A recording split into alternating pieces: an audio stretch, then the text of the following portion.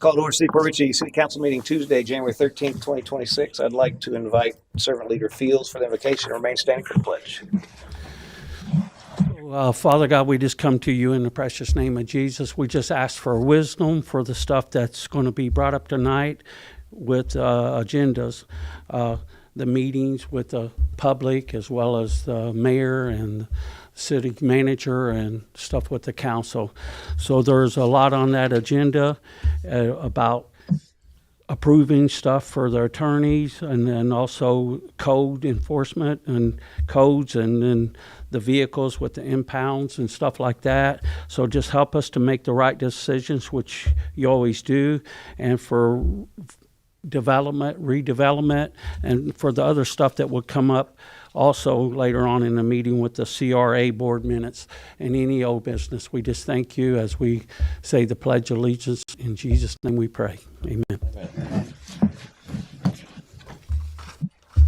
I pledge allegiance to the flag of the United States of America and to the republic for which it stands, one nation, under God, indivisible, with liberty and justice for all.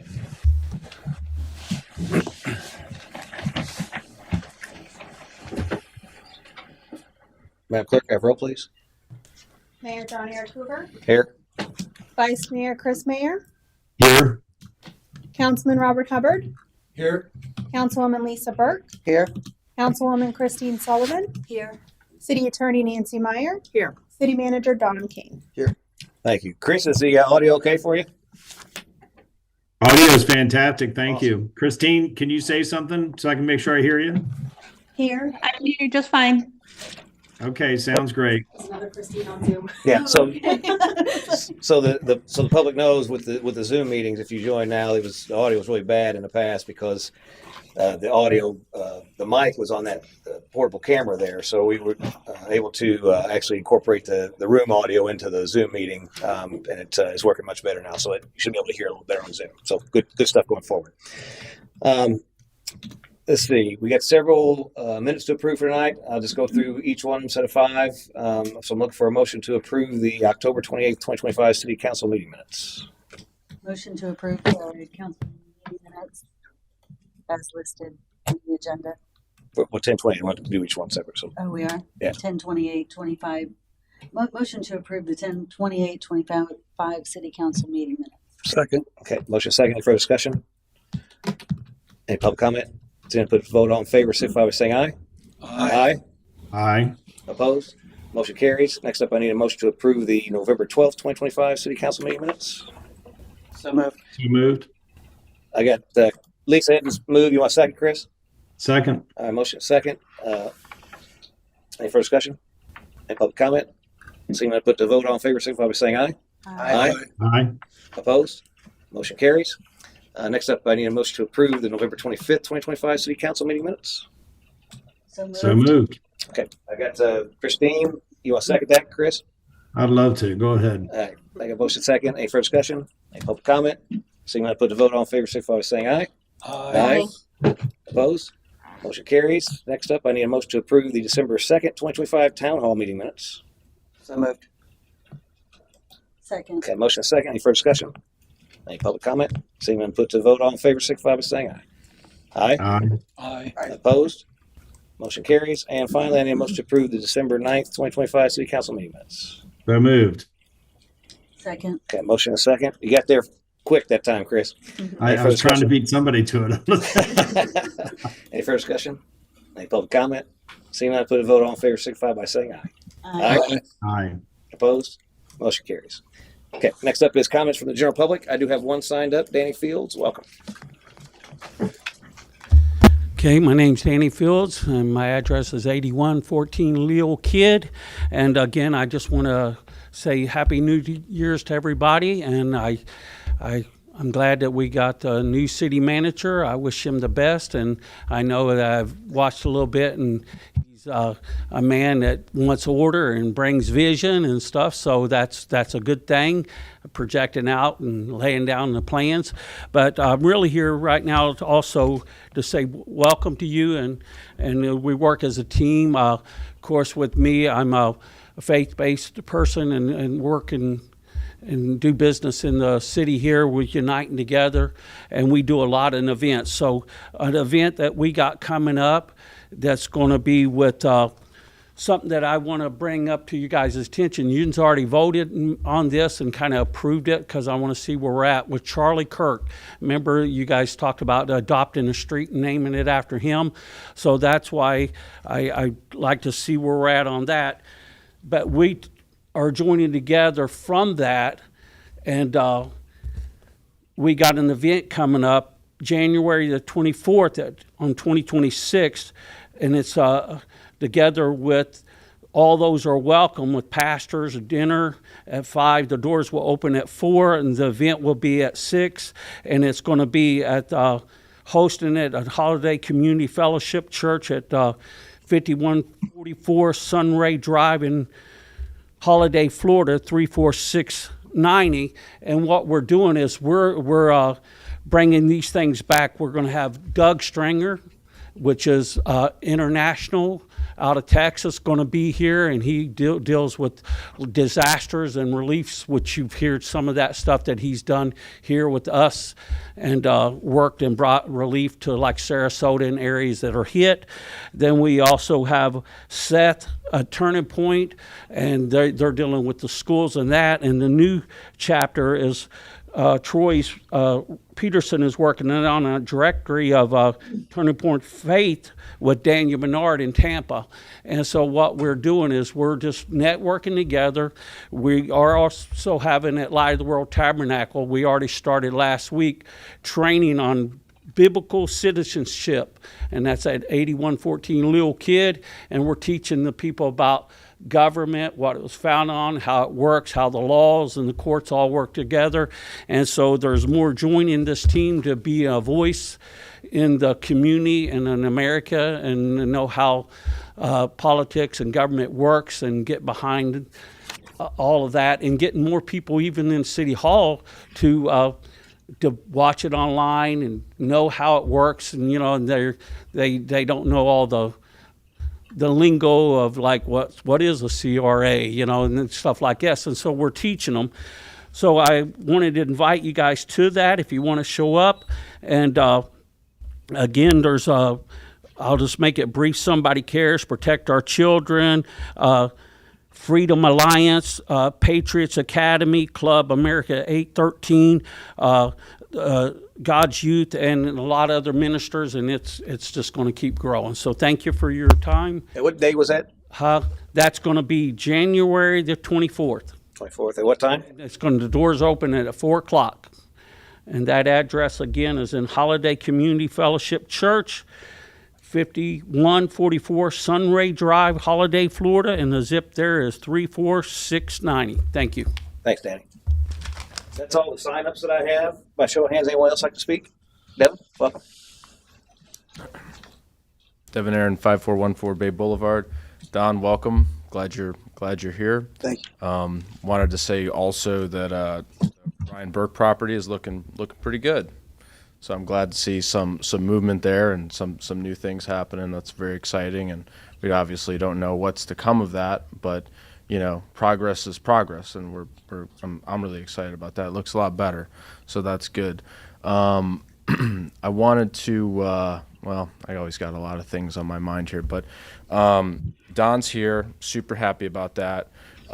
We seem to have a problem with keeping city managers around, which is a tough deal, and I understand, it's a tough situation to have that position, but I think trusting the people we hire is really an important thing, and letting them sort of manage and lead that position, and not micromanaging them, through, various, meetings, and putting pressure on the person and being involved with every little thing that the person does.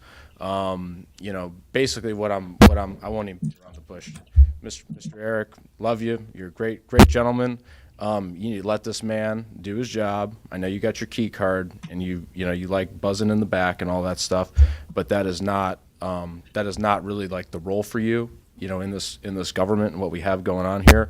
We don't have a strong mayor set up. I know you mean well, but if you have to micromanage the person that you hire, you got the wrong person.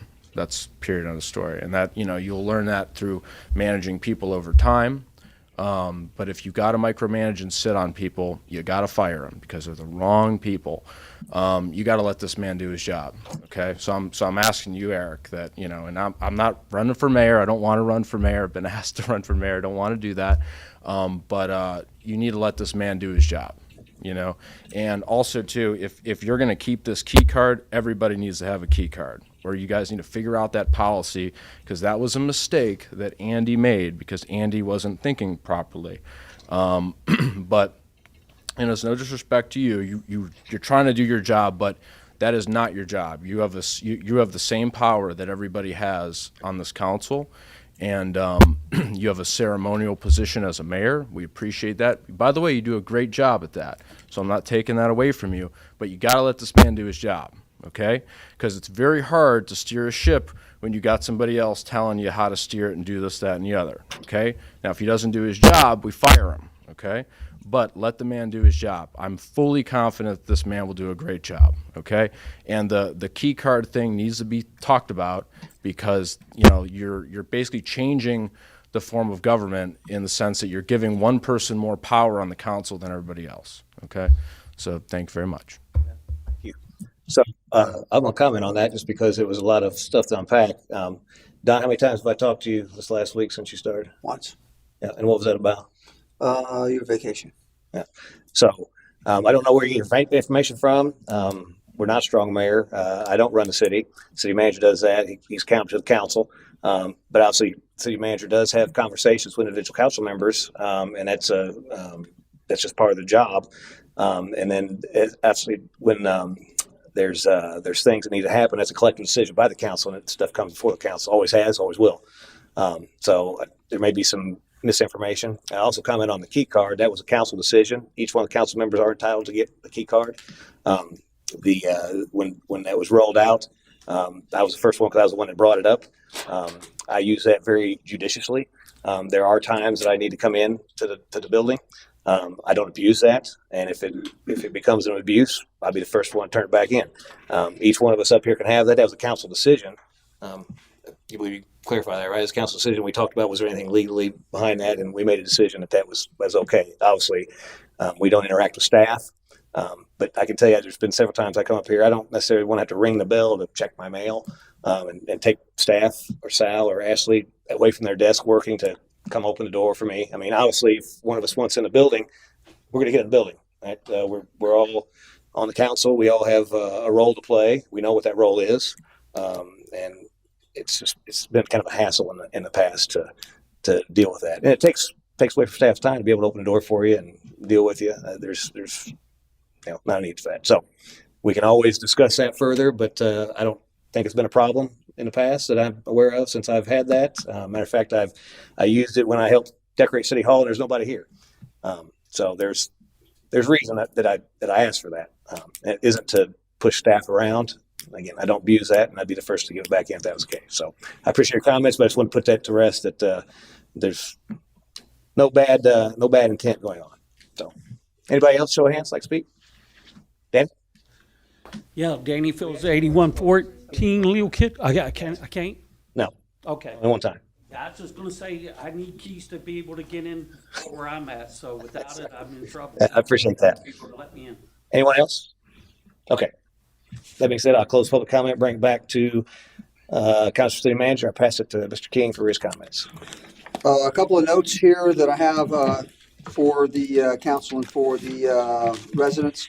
As far as the magistrate, the RFP has been requested. However, we've not received any bids at this time, so we're still continuing to push out and try and find a magistrate. One of the big things that I'm working through is I'm working with Newport Richey and seeing if we can tie with their magistrate. And one of the big things that I would like to do is make sure that during the magistrate events that we're doing the red light code violations and then any other items, so we get them one day and we accomplish all the tasks that we need to do, as opposed to having several days throughout the month that we do this. I want to pay for it once I want to execute and get the law done. We're on track for city council workshop with Councilmember Hubbard. We met last week to meet with key stakeholders for the waterfront. We're in the process right now of setting up a working group, and we're looking to see who primary key attendees should be for that project. And had a good conversation with them, got an executive report done on it, passed it to Councilmember Hubbard to review to make sure that all the information collected was correct. And I can back to council if they're interested in seeing it. Next council meeting on the 27th of January, Adam will be providing a quarterly budget report. And so expect that he's going to be more involved with providing you guys update on the budget so that you guys have great visibility on it. Because I think that's a big issue item as we move forward with where we're at with funds. Question I have for the council, is there any events that are ongoing the week of the 27th of January that would cause us to readjust the council meeting at this time? The second one in January? Yeah. I'll be in Tallahassee that following week, so I won't be here. Okay. That'd be the only thing. So, but The question I have is, do we want to reschedule for the 29th? that's the Thursday? Yes. Well, I'm flying that day. I won't be able to do that. Who's going to Tallahassee? You said you're going. So, well, I have to bring up comments about next week is Tallahassee, but the Florida League of the Cities, Florida League of Mayors, they have legislative action days the week after that. I'll be there for that as well for the mayor events. So I won't be able to do council unless I drive back like I did last year, which that's an opportunity too. I can drive back for it. But if you guys want to reschedule, that'd even be better. But I mean, I don't have a problem, but rescheduling or keeping it on the 27th. So Chris says he can't be here on the 29th. No, I can be here. Oh, you will be? You can be here at 29th? No, I said I can be there on the 27th. Oh, on 27th. Okay. Yeah. any issues with other council members? I mean, Eric, we can run a meeting without you if you want to be in Tallahassee while we're here, you know. Yeah, no, and I don't have a problem with it. I didn't have the ask. I'm not sure why I just want to make sure there wasn't any other council member that was involved with it so that we were pulling. Yeah, I don't think anybody else is going for the legislative action days. So So we'll go ahead and keep it for the 27th and we'll move forward with that. The park master plan will be briefed on the 27th, this upcoming meeting. 3 February, the council will receive a 30% engineer brief, basically for a council update, give you guys some information and feedback on what and where we're currently at with that. Reminder, and this reminder is for everybody and pushed out into the community. Election notices will be provided 11 through 17 February. However, for the qualifying period. However, if you want to come in and see Ashley now, the city clerk, she can start you on the process with the paperwork to get that started if you are available and want to do that. Let me see. Audit draft, I want to talk about that. I know there's been some questions from the council on what's the status with it, and I think you guys have been getting bad information on that. One, we're not done. And we're the ones responsible for not providing the paperwork and the receipts and everything that need to go to the auditing company in order for them to help clear our books. What we're projecting is that no later than 19 January, it will be complete and at Tallahassee. So I gave him next week to be, the end of this week to be complete, but on a safe bet, I said, hey, let's just drag it out to the 19th just in case there's any hiccups with the stuff you're working on at this time. what was the date that sanctions were going to be applied for that? I think they're already applied. Well, no, I think it was 18th or 19th. What? Yeah. Yeah. Obviously, I'd like to have that. And I'm pushing him hard for it. The problem that we're having is for the $500,000 that's unaccounted for, we're having a hard time finding the paperwork to account for the audit. So that's where we're at. Okay. And then, Did you want to expand on that any? That was first I heard of a $500,000. Thing. Most of the invoices have been accounted for, so it's already been turned into Adam. So he's just, he's preparing closing the loop on it. move on it and send that back up. So most of them have been accounted for and located. There was a list that the auditors went ahead and sent us. I believe it was just last week. So we scrambled to get to locate the invoices that tied into the amounts that they were searching for. So if you could explain how that happens, How we acquired that? how we misplace that invoice. It's not about missing. It's just they will request. They'll randomly go through amounts. So I get the audit and, process. and select that. So those were the, and like I said, I have to defer to Adam when it comes to this. But from what I was informed is that there was a specific list. I think it was no more than maybe a dozen or so invoices that had to be tracked and located for those specific amounts.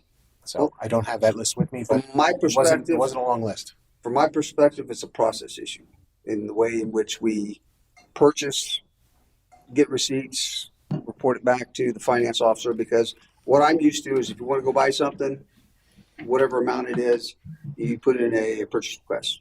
Purchase request gets approved. You go out, buy the item. After you buy that item, you immediately provide the receipt. The receipt and all that goes straight to the finance manager so that they can put it in a box, keep it recorded. I think in some instances, people went out and bought and then provide the receipts back. And I think what we had to do is dig for those receipts. Well, I get that, but $500,000 is not. Divided by 12 would be over the spending limits of it without council approval. Was it a one purchase at $500,000? No, it was multiple Oh, multiple purchases that lumped it was together. multiple. So. And I guess a whole lot of them then. Yeah, so what we're doing is we're correcting that. So for council to let you know that we won't have that issue again. I've talked to him about, the processes we're going to work. He's meeting with me next week, and we're going to have a long discussion about, hey, these are the procedures that I want in place to be able to manage how we spend so that we keep accountability for every dollar that we have. Because I'm a big stickler for every penny that we have because every penny counts. Yeah, sure. And the last piece, I'd like to give a pat on the back to our police chief. He was able to get a grant from Tampa for $32,000, and we're looking at the best way to invest that for the community. And he's coming up with some options, and we'll bring you up to speed on what those options are. Wow. So, and the big thing, just so that, and one of the reasons I want to make you aware of it, because they're doing a presentation on Thursday, and if they happen to be holding the check while the pictures are being taken, I don't want anybody to be surprised. And all I want you guys to do is give them a pat on the back when you see him and you see the article. So it's a positive thing for Port Richey, and I think the chief's been doing a fantastic job. Absolutely. Is that Thursday? Is it here at Chambers? Or? No, it's actually in Polk County. It's coming from the CFO Oh, of okay. the state of Florida. Cool. Great job. Fantastic.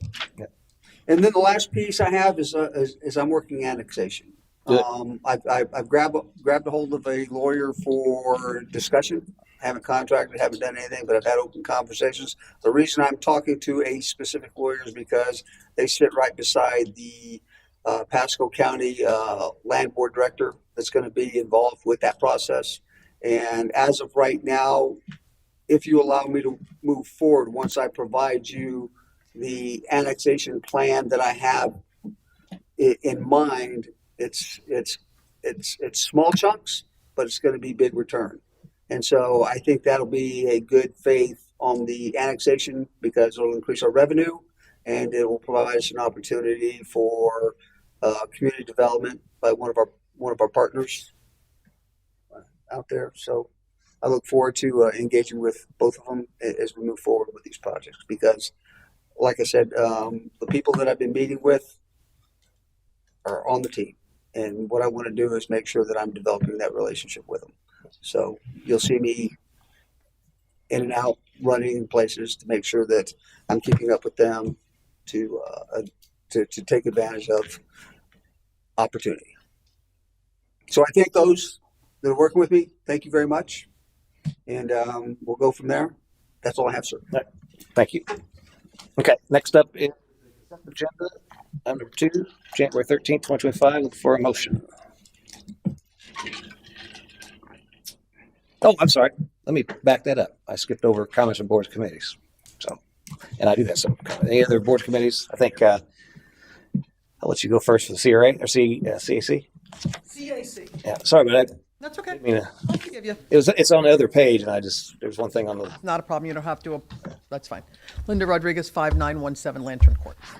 So, you know that we've been working on the wall, murals for the wall. I understand that the meeting previously, there's been a little hiccup in the wall, but I'd still like to present to you guys what we've done so far. That hiccup hopefully will be addressed and fixed. Do you have the stuff, or did they have the copies of the stuff? We had asked for 4 artists for proposals. We did receive 3. We just received the third one today. But the other 2 were presented to CAC last Thursday. So after you get those, I'd like to, because I'd really want your direction to take a peek at these and kind of give us direction as to where you want us to go.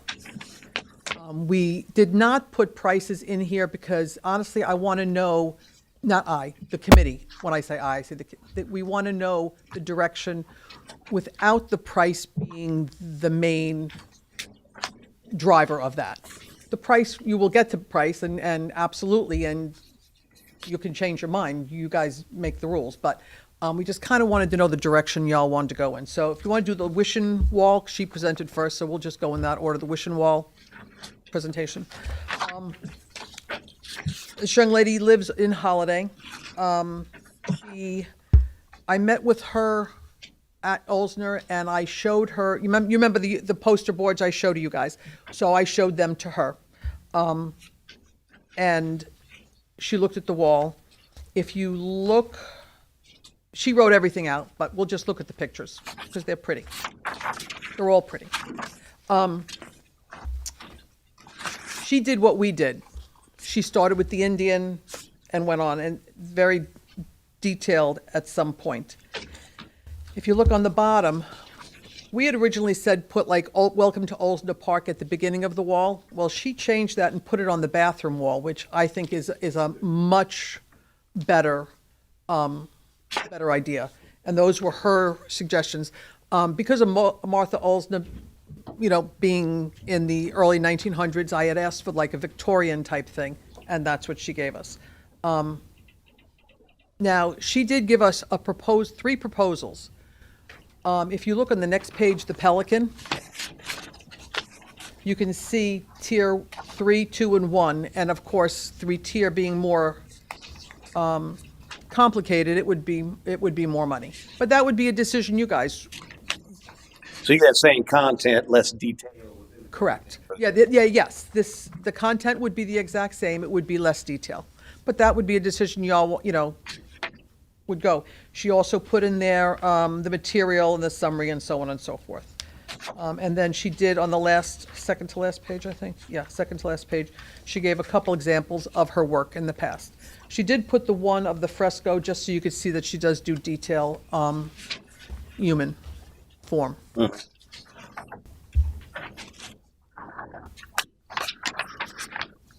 Yes, that's really nice.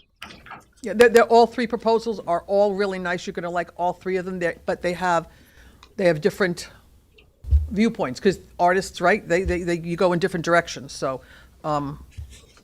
that's the way it works. Mayor, what I found interesting, because I sat in with the meeting, is that the artist on this one went back and dug into our history. Probably knows it better than most of us at this point. Agreed. And if you look at the images on there, and I would say if you look at the Indian Hill, she actually put the structure on there because she knows that there was a hut there, because she's actually working with archaeologists here in the town and doing digs that kind of go after what our history is. So when she did this, she basically said, hey, I'm going to take it all the way through from, beginning to present day with the different seals and the different items on there. So I thought that was very creative, and with her presentation with knowledge of the city, it was kind of like, wow, I actually learned something during her brief. Yeah. I mean, she did the whole thing. If you do look that first row after the Indian, she didn't use the Indian she did like just a basic warrior Indian. And then she could not find, she looked for like a picture of the post office, but she couldn't find one, so she kind of did one. We asked to incorporate American flag in it someplace, as we did in our posters, and so she put it at the post office. She changed the picture. Martha Olsner, she found a different one. There were only two that she, one that we showed everybody, and then she found this one. And then she put the Centennial seal. You see how she incorporated that into that. So, and yeah, she is very into archaeological and historical, and she was very excited. So, but that's one viewpoint. Now, is this representative? Is this exactly how? This, Or just more a sketch? say it again, Eric. Is it what we see here? Because it's colored and all that. Is that basically what it's going to look like as it's painted out? This is the kind of the color scheme she selected, or is this is kind of? I think this is what her vision was, but of course, whichever artist you do choose, you have, Taylor, was it? yeah, you guys have input. If she doesn't think artistically it's going to work, I'm sure she would tell you, or any of the artists. If they don't think it's going to work, they're going to let you know, I would hope. I mean, this is their work, and they're going to be obviously very proud of it, and they want it to be representative of what you want, but it also has to represent them. So it'll. One of the items that we discussed within the count, 2 seals, Yes. maybe dropping the one to the left and keeping Yeah. the Centennial one where it's at, because it actually, it's actually Good. on the Well, water. that's where really it is. the way that they incorporate is really Yes. sharp. Yeah.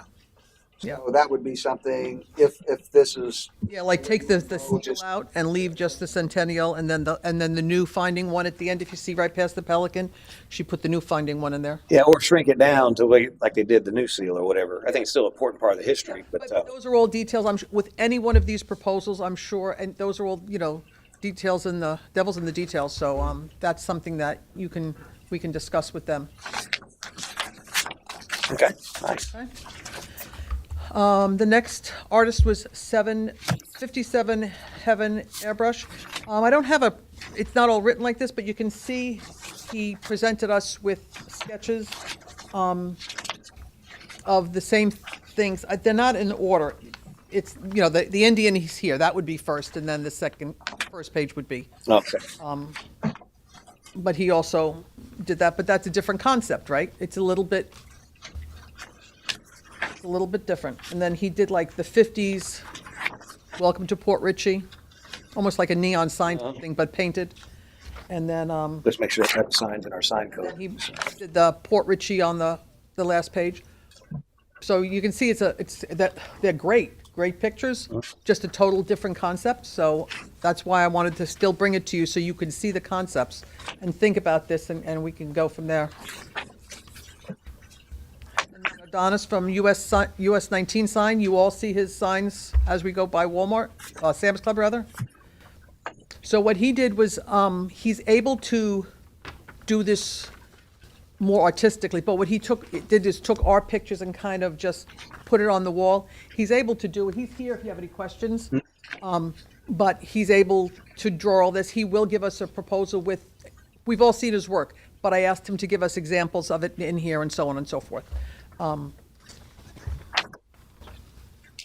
So I know we have a hiccup with the wall. I heard. But we will work on that. Yeah, and I'll see that. This to stop, because really, truthfully, we've been working on this year and a half, almost 2 years Votes on this one. to get, The votes are really great. yeah.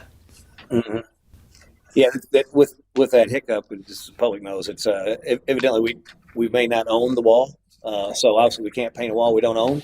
And if we were to paint a wall we don't own, and the owner actually decides he wants to paint over, that'd not be a good thing. So we definitely got to work that out. So that's obviously going to provide some amount of a delay there, which is unfortunate, but we'll obviously do the best can to rectify that. But we can still work on that, and Yeah, but I think we can. at the same time as we work on this, and then hopefully it'll all merge together at the same time. Yeah. I know I'm dreaming big, but whatever. Dream big. Nothing wrong with that. It's the way I roll. That's right.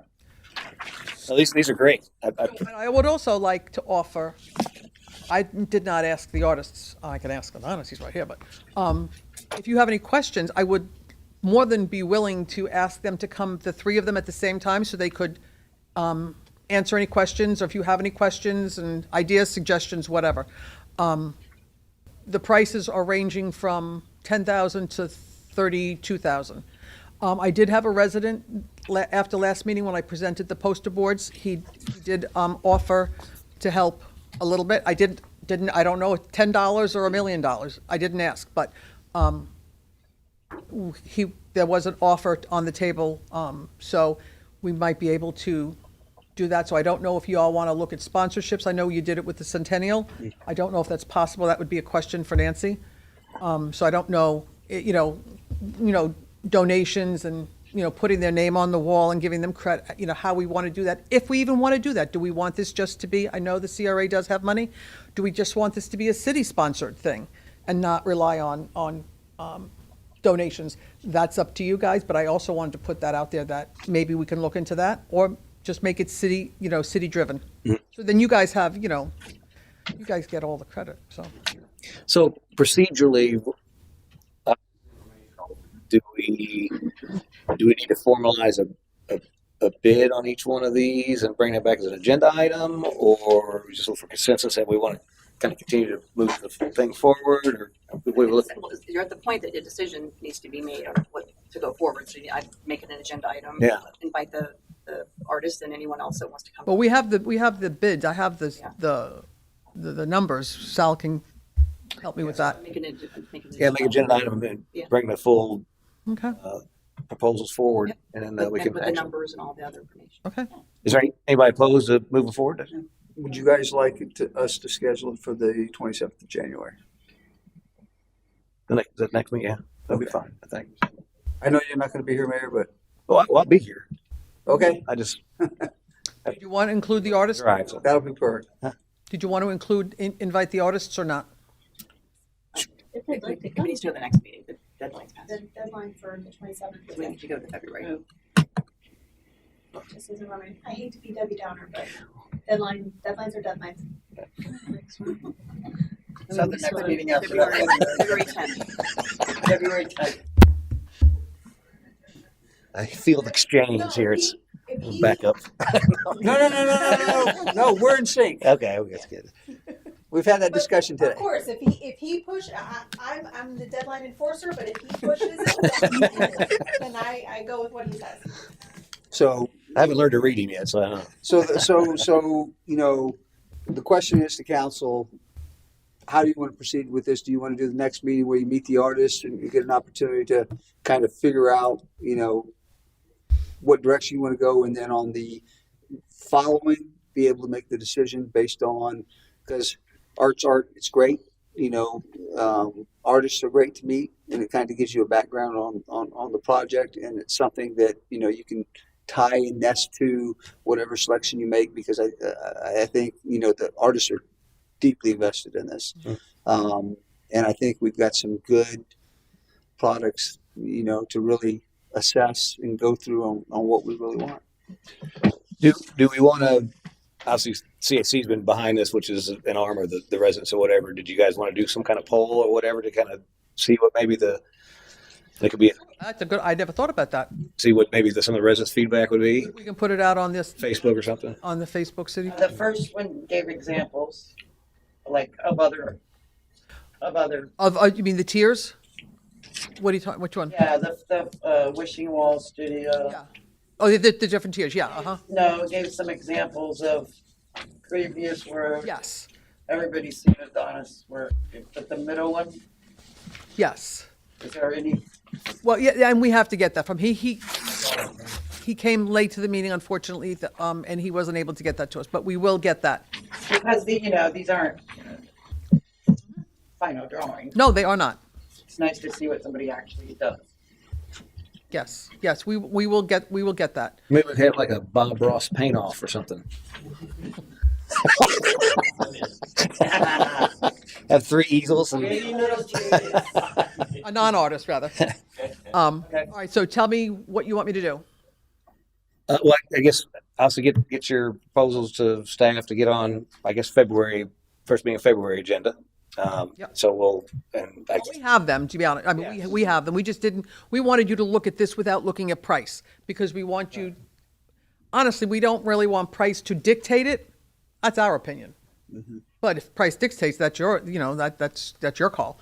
But we wanted you to look in this and see the 3 different options, and we wanted you to kind of like say, yeah, I like this option, and, you know, And I like the method because it forces you to choose what you want without looking at the price. without, tying yourself to a price. Because at the end of the day, once we put this on the wall, that's going to be Port Richie's. Right.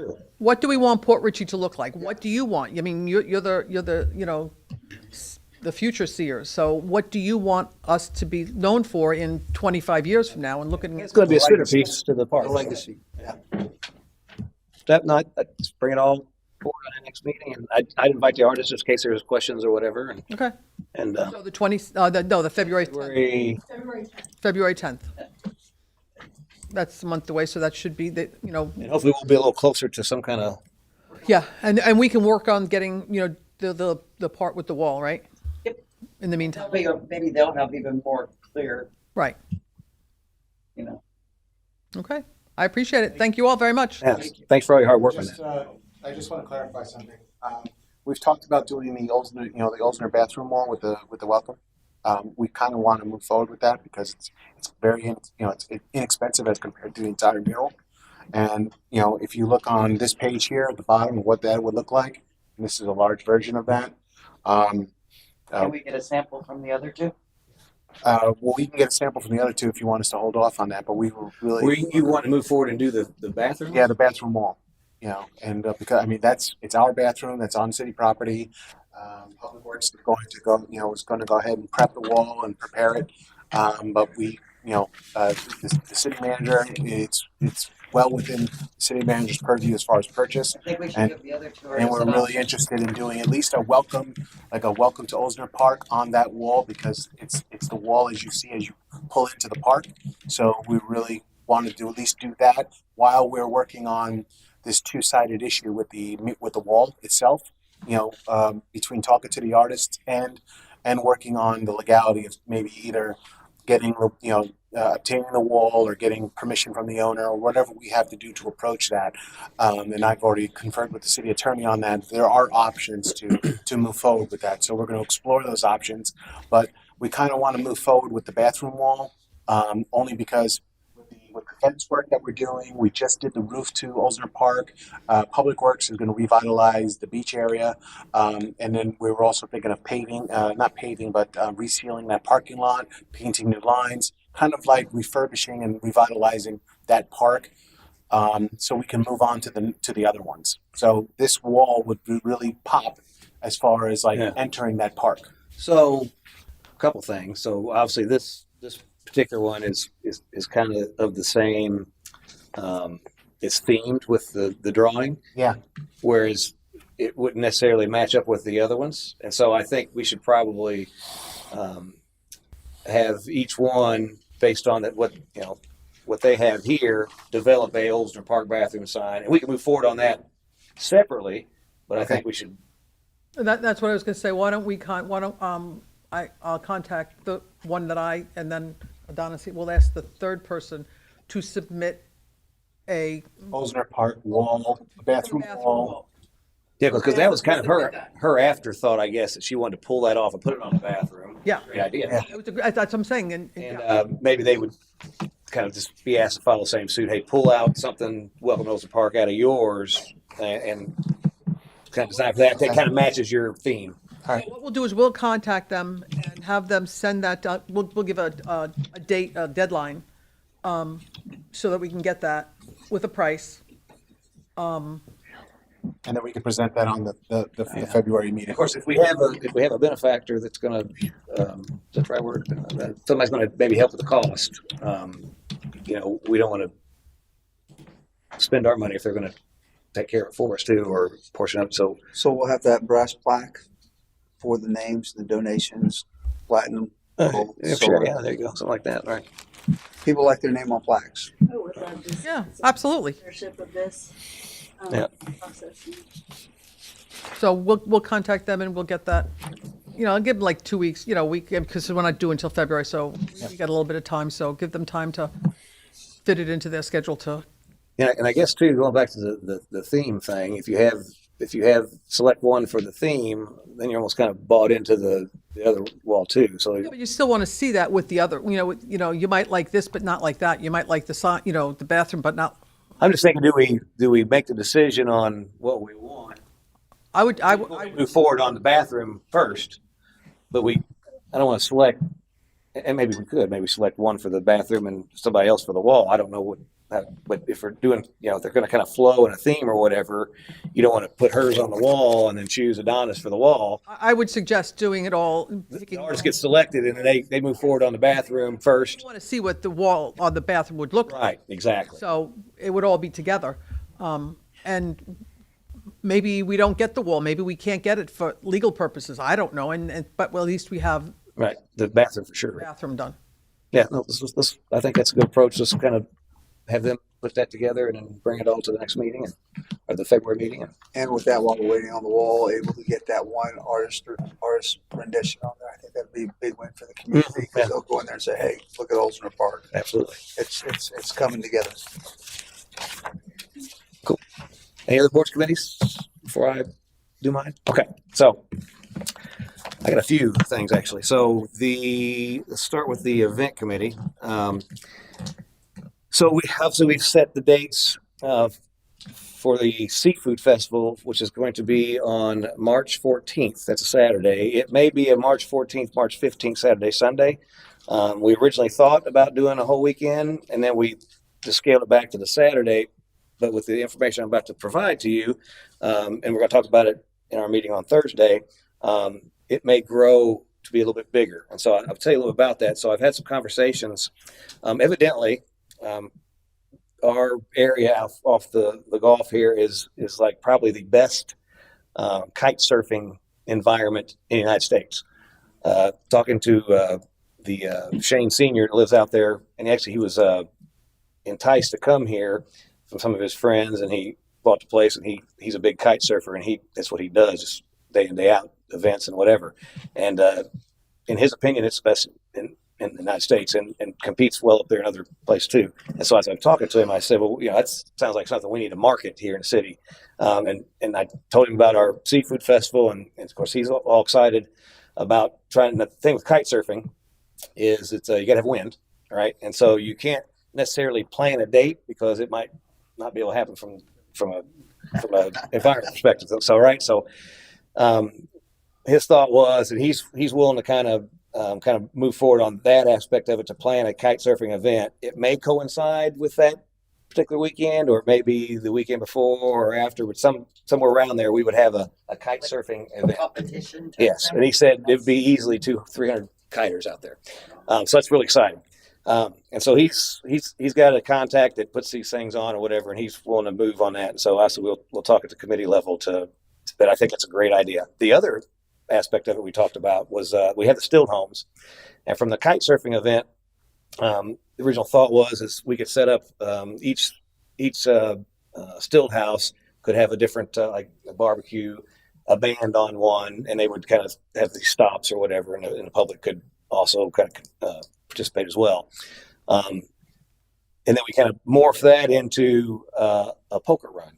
And poker run was basically a lot of times they do them on motorcycles. They stop at bar to bar, they get a card, and at the end, whoever has the best poker hand wins some things and stuff like that. It's a pretty popular thing. You do it with boats. Patty Dermer, also a resident, lives out there. She knows most of the owners of still homes, and so what we were talking about, and they also have they've moved into kind of the digital age where they post a QR code. You scan a QR code, that gets you your card. Okay, and so at the end, you develop your poker hand, and this is not gambling poker. This is just the game. It's a poker run. It's a poker. That's you're wiggling over there. Anyway, each station you would pick up your next card in the hand or whatever, and we even talked to Larry. Reached out to Larry to see if he was interested from the charter perspective for the folks that didn't have boats or whatever. He could charter people out there and they could participate as well. And so that could be scheduled obviously with the seafood festival. And so we're going to talk about that, but it could be a really large event that we want to do every year. That would be kind of our signature event here in the city. So I just want to kind of plant that seed for you. Time though. It's very aggressive, but again, the key to making events successful, which we found out with our centennial events, is that you got to have people participate. And from our perspective, also we're going to have some stuff going on. We'll probably get some music, some I have two on hold. and so the chamber has been doing. I'll get to that in a minute, but monthly market, and their monthly market would be on that same day. So they would be kind of the vendor aspect of it. They had the food trucks and the tents and doing all that as part of the festival, and the city obviously would support that with whatever we needed to do. But they would handle that. Shane and his group would handle the kite surfing, and then the Patty and whatnot could do the poker stuff. So we got some individuals that can help kind of put this The together. main body of it at Waterfront. Main body of the waterfront would be obviously where the vendors and stuff would be, and we would probably have some participation at the local restaurants there in the Hooters, Whiskey Joe's, and all of that. Right, because at this point, we're not really set up to do down the street. Right. We can't do that yet. And there's also talk about leveraging that. Is it what's the island right there? Durney Key. Yeah, Durney Key is kind of a central area to gather and whatnot. So we got to work a lot of details work out, but we've got people that are willing to engage with resources and in case you know, Patty Dermer used to I think she used to run the Chasco Festival for 5 years or whatever. So she's got lines of donors and all that, and she's really excited about helping out with that. So I think we can pull it off. It's aggressive, but it's the committee's focus for the next few months. Your next meeting's when? Thursday. So if you want to tune into that, just we're going to be discussing those things. But What's the date of the event? 14th. It would be 14th and 15th potentially, or just the 14th that weekend. Okay, so that's that. So talk to your people about the music, because they have to. You got to lock somebody in because it's already. Yeah, well, that would be the first. Well, one thing the focus of the meeting would be obviously is the sponsorship act, because we're going to seek sponsors, and then we'll start to look at booking talent or whatever, and that would be there at Waterfront Park. We probably. But they're already booking through the year. Yeah. No, we'll discuss on Thursday. And we'll try to get some things. Yeah. If you want to pass along did you have some ideas for that? If you want to come to the meeting, that'd be great too. So, and we can start looking at that, because we're definitely going to need some music. Let's see. That committee. As you all know, I represent the city on the Pasco Metropolitan Planning Organization. I was fortunate to be appointed to the vice chairmanship of that, so I'm now in a leadership position on that board, which is nice for the city. I did at the meeting also ask for an update on the right-of-way study that they're doing for the Cody River Underpass.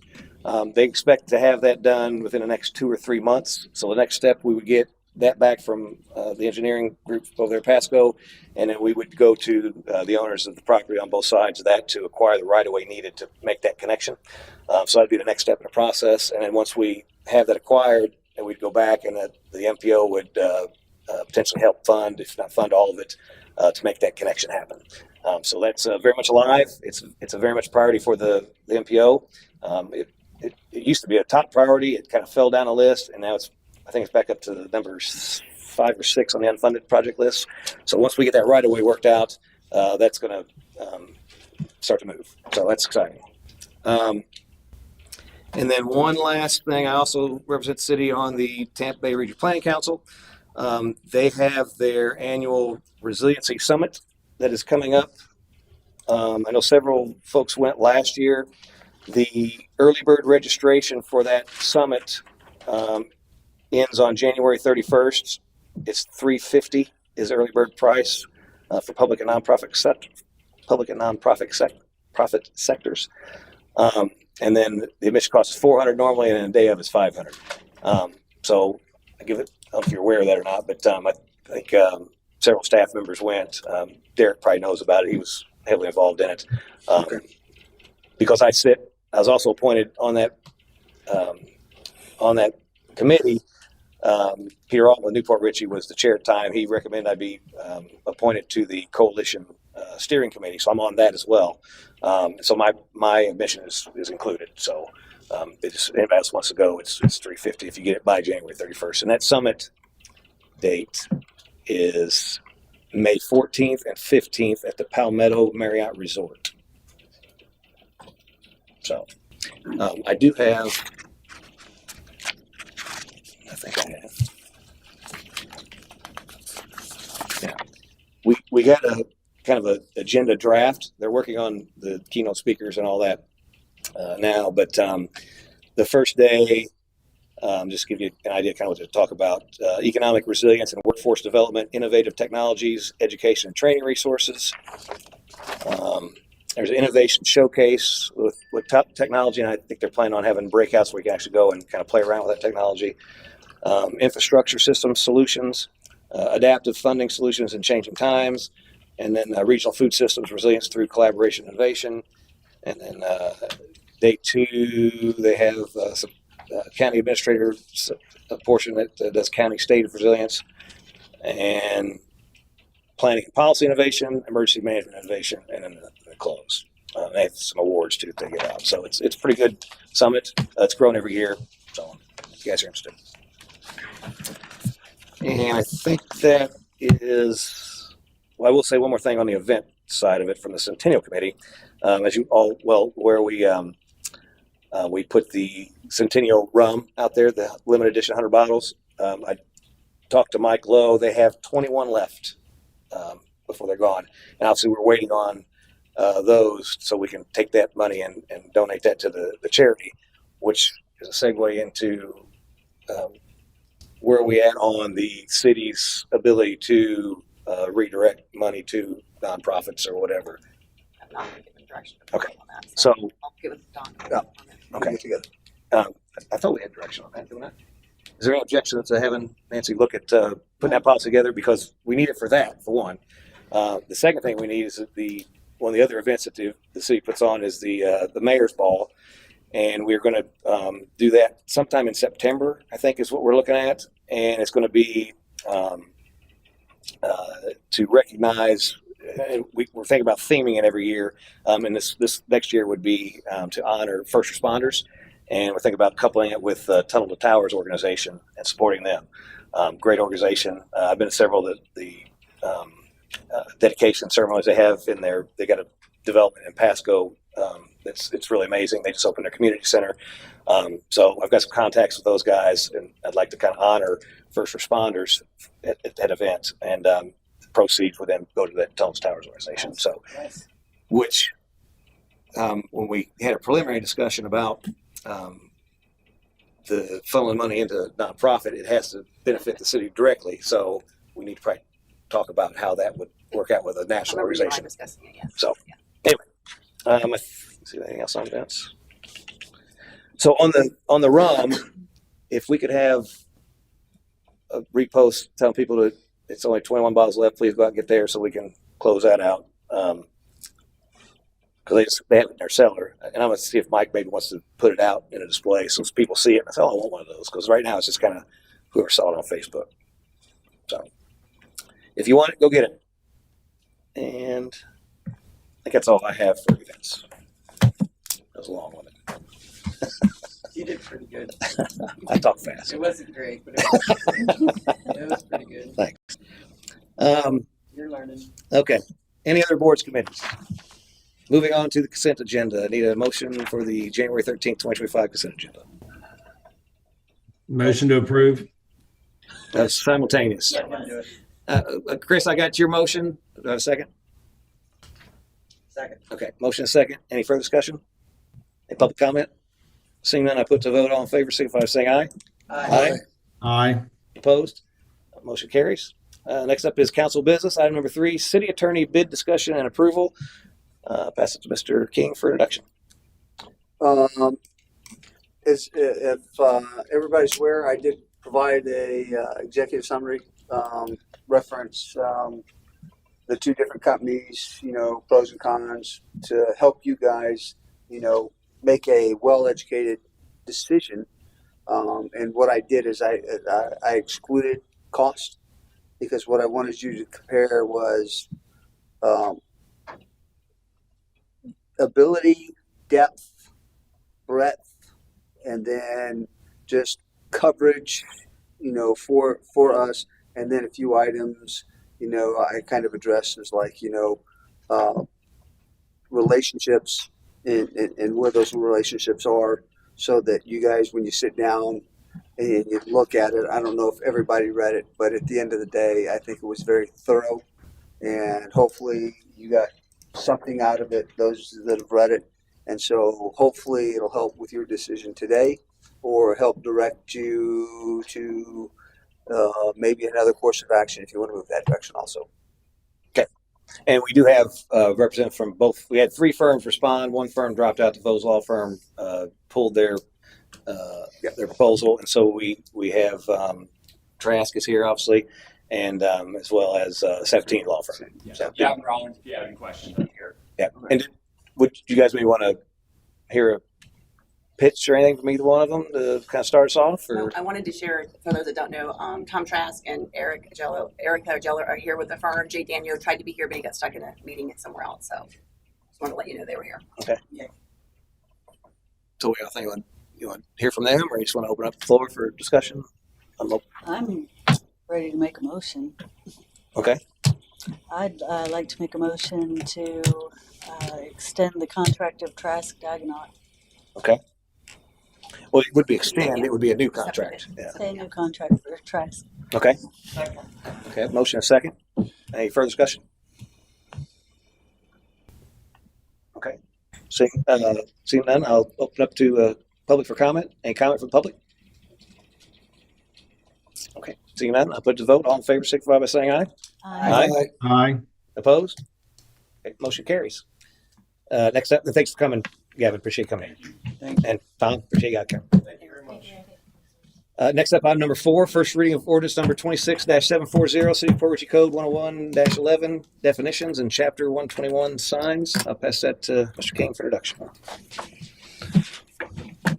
One of the things that we discussed is as we're moving forward for the amendment for the signs is looking at what we want to develop as far as the the branding of Port Richey and the matter in which we want to be represented. As everybody's probably seen, there's actual products that have been replicated for view. I think all of them are pretty acceptable and meet the intent of what we want. The only thing that I've asked in the process of this is being able to put, are we talking signs? Wrong. I think you're talking about the wayfinding signs. For Yeah, the CRA. this is the sign code for the council for the ordinance. I can take over if you'd like. Yeah, please. Sorry. I'm sorry. We No. talked about it so much today that It's a lot. I'm hiding that way. What's coming? Well, Yeah, you'll get there. hold that thought. There. All right, Oh, Nancy, sorry, I'll let you sorry. introduce this one. So first I'm going to read the ordinance by title, and then everyone get your pens and pencils out because we have, as you know, a lot to go through real quick.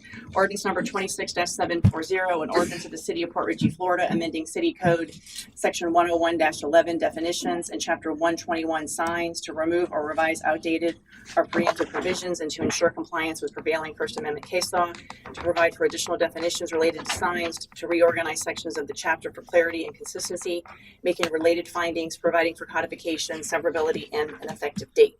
Now, with all that, the version in the agenda is the version for codification. I tried to highlight things that were changed from you guys. There's been a lot of changes throughout the whole process. Some of the highlights didn't make it, so I'm just going to kind of try to walk you through each section. With the draft that I believe you received by email earlier from Ashley to kind of show you some of my comments and explain why some things are moving. So the one in email is different? The one in the email is yes. There's Okay. there's some comments. It's for the most part it's the same, other than the one section that we completely moved to a different section. So I wanted you to see that in the process. But I will direct you to the pages and tell you what to look for. If you give me a second. Yeah. That was from Ashley. Yes, I think a week ago. Yeah, I remember seeing it. I'll pull that one up. There we go.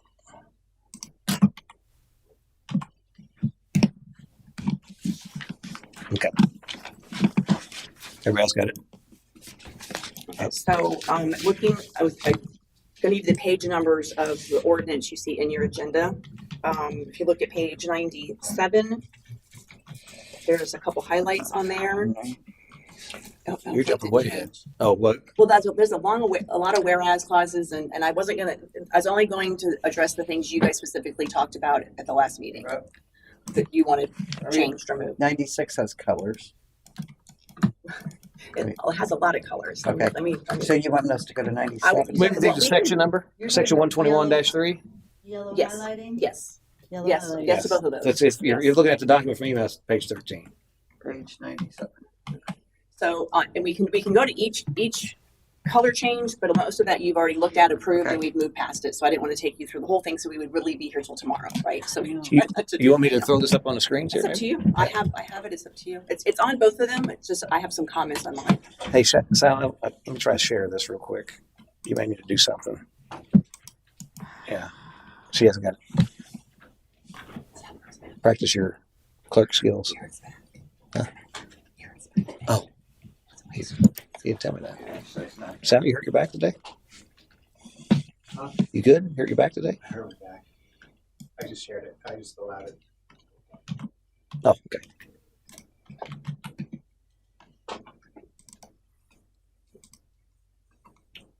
This way, public and Chris can follow along too.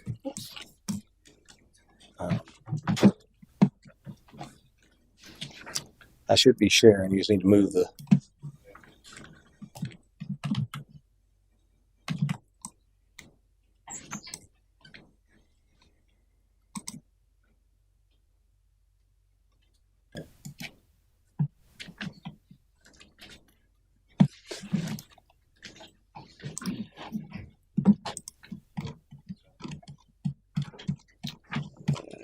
Make this big. Can you expand that? Yep. So we can share.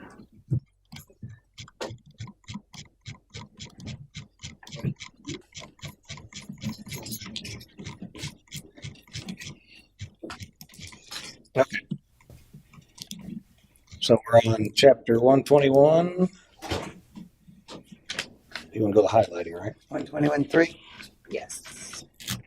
And these are signs specifically prohibited. Yes. So within that section, things that you did differently that had been done before, we clarified that on the now number 3, signs other than sandwich signs as defined in section 121.4.17 cannot be placed on the sidewalk or curb. And I'm going to actually make sure that 121.4.17 is correct.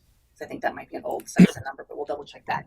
So that's just what we wanted to tweak that there's signs are prohibited on the sidewalk or curb except for the sandwich signs as you allow in a different provision of the code. You removed swing signs from this list. You removed bench signs located on private property.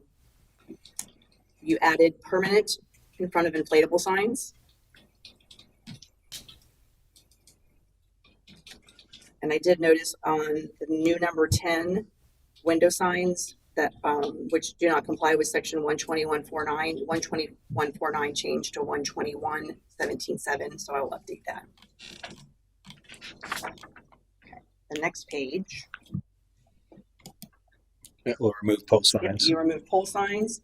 You added permanent to portable signs. They're allowing temporary, just not permanent portable signs. You removed festoons. Don't know sure what that is, but you removed that. Festoons, that's the guys that, I got a quick little story about festoon signs that I really like, actually. You've seen the tax guy that kind of floats like this or whatever. Well, yeah, it's been in Brazil for the last couple of weeks or whatever. And it's also a lighting fixture. What's that? It's also a lighting fixture. A lighting fixture? Oh, right. Electric. That's correct, it is. Oh. But they actually had, I think they've had them here too, but at some of the where they replaced tires, they had the blow up guy and just his arm was doing this. Yeah. So bringing him in. And I had one each side of the road. This guy's doing this. It was kind of funny. Okay. On number 20, new 21, we just added except as otherwise provided within the land development code to make it clear that you have some other language later about the right of way that you tweaked. So we're making it clear that it's prohibited unless it's provided somewhere else. Okay. What you don't see on this page is that you see on the draft that I sent a week or so ago is we have removed commercial mascots and commercial message signs. That was something that was added by Attorney Eschenfelder. You guys have removed that. So you don't see it stricken because it's not in your current code. but it's gone from the draft that was provided. Gotcha. Okay. And this is what makes it a little bit more confusing on the version in your agenda. Section 121.4 is now shows reserved, because that is the one that we moved completely to a different section in the code. It's now section 121.16, and if we could go there, I like to talk. So on the one in the email, I have that still shows it. And then if you could see my comments, I think you're too big to see my comments. It tells you on the side that that's being moved. Oh, the whole Yeah. Oh, there you Yeah. go. Move Now that we're you going said. to 121.16. 121.16. Which is on page What do you want to skip that for now? 114. Keep going down. We're going to go to that in its new form, which is at 121.16. Okay. So I want to make sure we captured all the changes you wanted there, which I show is starting on page 114 of the agenda. Okay. Tell me when everybody's ready. 121.10. Big ordinance rewrites take a bit. Yeah. 114. Page 114. 15, and it's on page 30. Oops. 33 of the, or 32 of the email document. Okay, we're there. Okay, so obviously now it's section 121.16. I'm sorry, it's 121.17. I keep doing that because my comment says it's after 121.16. Yeah, that's right. Yeah, right. 121.17. Certain signs exempt from permits. Okay, so I have a couple questions. So all this shows is new because we're moving it. So you actually strike it from where it's originally at, and it comes in as new content in a different section. That's why the whole section's underlined. Well, this is right of appeal 121.17. That's my draft version. I'm looking at the agenda version. So I need to go back up to the agenda version. So you said it was moved, but you didn't actually move it down. I did. In the agenda version, I did. Oh, thank you. Yeah. She sent a draft version. Yeah, that's what he has. Yeah. It's the same verbiage though. Only go back up to that then. Well, yes. And that's why I'm reading off to show you. Gotcha. So it's a couple questions. So it's 121.4. It's now 121.17. In that one, yes. Yeah. Yes. Okay. Yes. Okay. So in paragraph 6, new 6, we added new 5. Paragraph 5, we added language unless illumination through solar energy. So if such sign is to be illuminated, then an electrical permit shall be obtained unless illuminated through solar energy. That's what you wanted added, so that's been added. Then the next paragraph. Let's see. This is in non-residential districts. 2 directions signed these signs.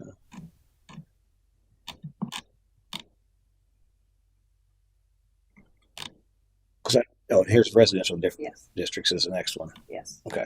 And that's the same. It added the language that it can be powered by solar energy for both of those. Gotcha.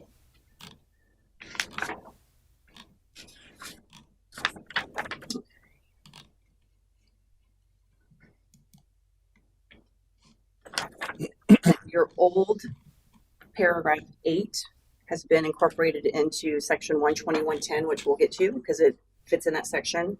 So that's been moved completely. That's why you go straight to paragraph 9,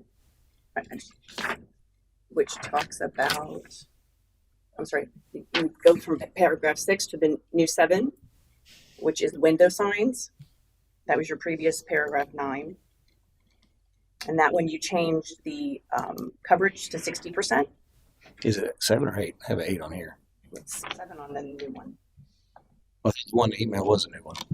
No, the email is the draft with my notes, and it did not move this section.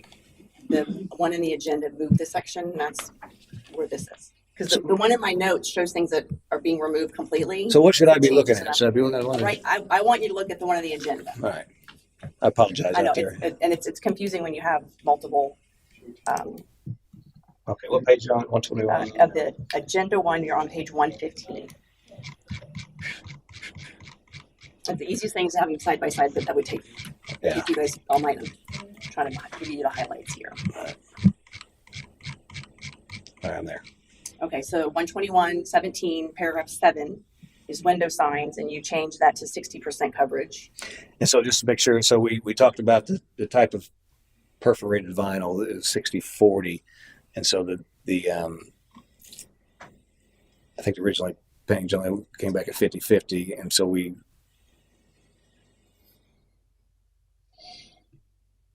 the 60/40 is 40% open, 60% covered, and so we're allowing 60% covered or less. Yes, Okay. that's what was Right. decided.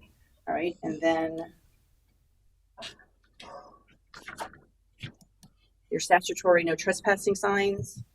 There was questions about if all this language was required. I confirmed that the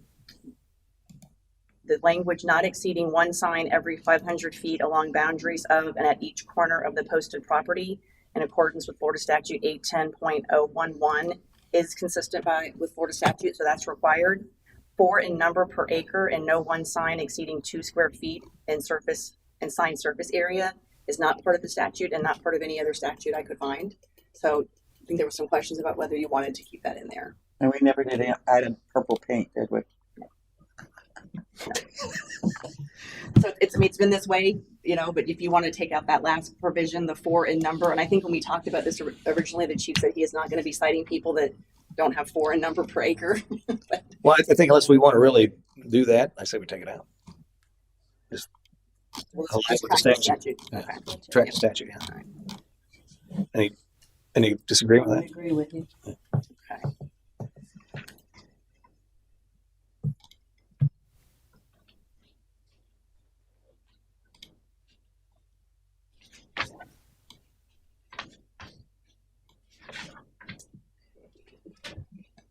Here, number 12,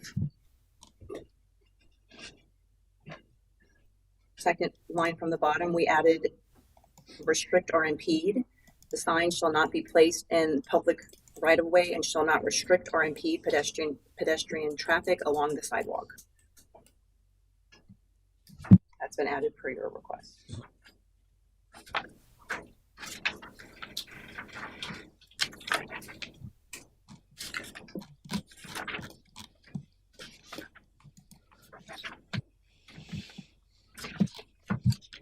Now you're going to go back to section 121-5.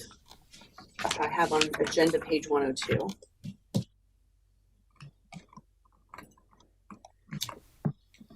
Just showing you, I updated these sub paragraphs to be consistent with the new changes from the things that were moved around and removed. 121-6, we added per drive-through line. This is talking about the menu sign, and there was a very good point that some of our drive-throughs have more than one drive-through now. So what do we do about that? So I just added one per drive-through line. Hopefully that addresses that problem. And we added the word "and" in the last paragraph, whichever is less "and" shall have a sign surface area of not to exceed 25. 24. Okay. Section 121-7, you would change the 6 months to 3 months.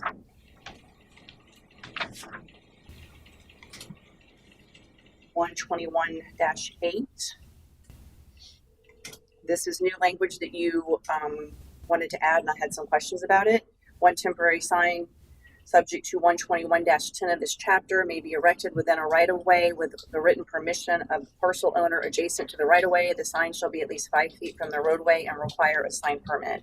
And my questions were to you. We need to determine how this is going to be enforced and monitored. Florida statute section 106.1435 prohibits campaign signs in the right-of-way. So that would not be allowed, but you could do some other signs. I'm sorry, and state or county right-of-way, not in cities, and state or county right-of-ways.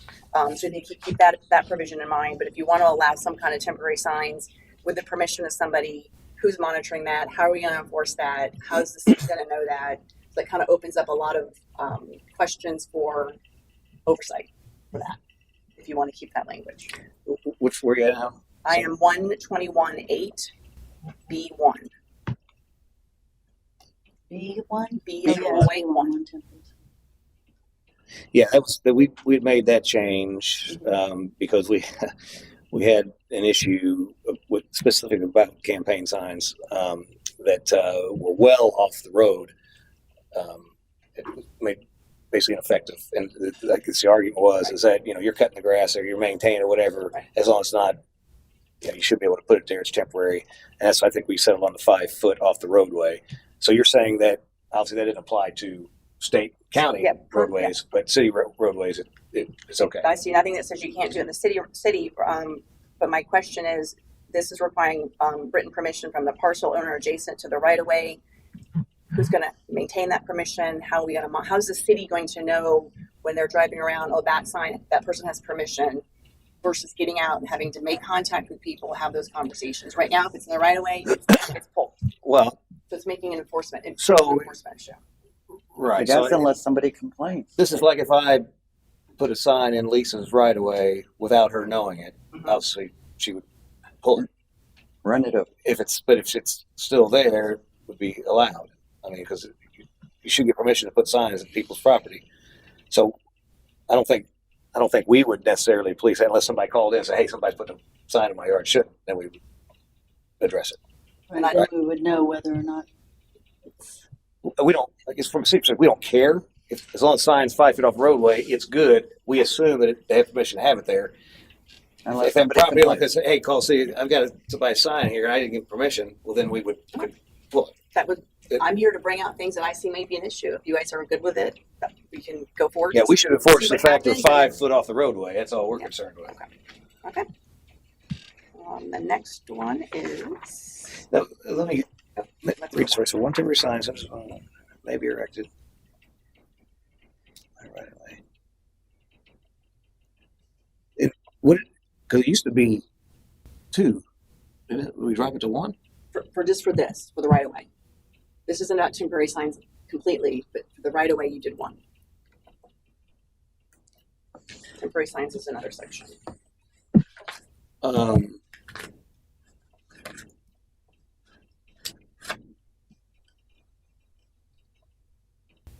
So I think this should align with how many we can have. Because again, the conversation I thought we had was that we were just going to allow them in the right of way off 5 foot of road, not that we're going to limit less. Then you could do temporary signs, which would be the definition of temporary signs as a whole, right? Subject to 12110, and the rest of the language. Right. So I can just take the 1 out, the number 1 out. You guys agree with that, or you?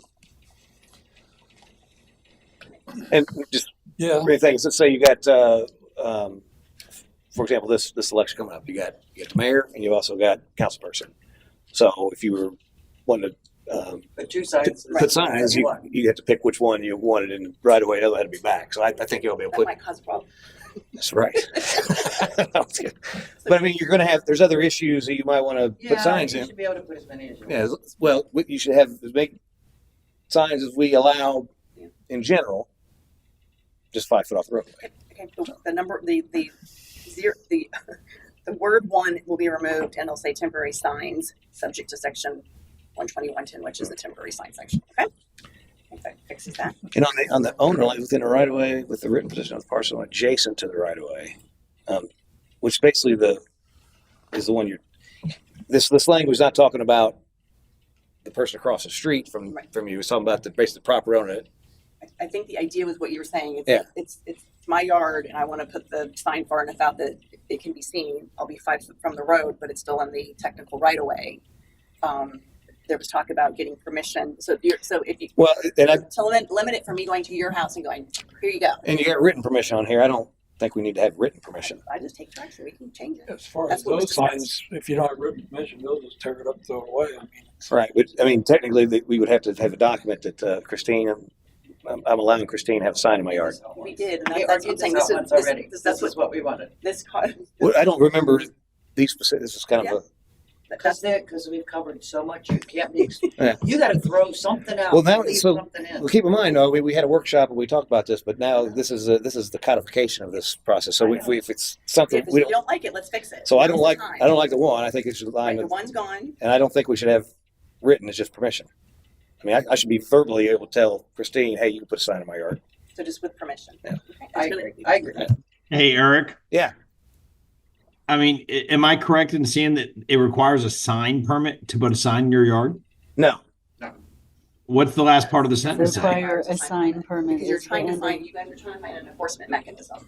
That's why It does say require a sign permit. Sure this does. one has issues the very last words are sign requires a permit because you're trying to determine, because I brought it up before, enforcement mechanisms. Because if you're not careful with this could result in me going to your yard and putting a sign up that you don't want, and me saying, no, the code says I can put it in the right of way, because there's nothing that says I can't. So you need to make sure it's clear. I don't like. Well, we don't, no permit. I don't think the permit thing needs to be in there. That's way overreach on this. No, it's really a simple thing. You're right, Eric. See, we want to codify this mess. Yes.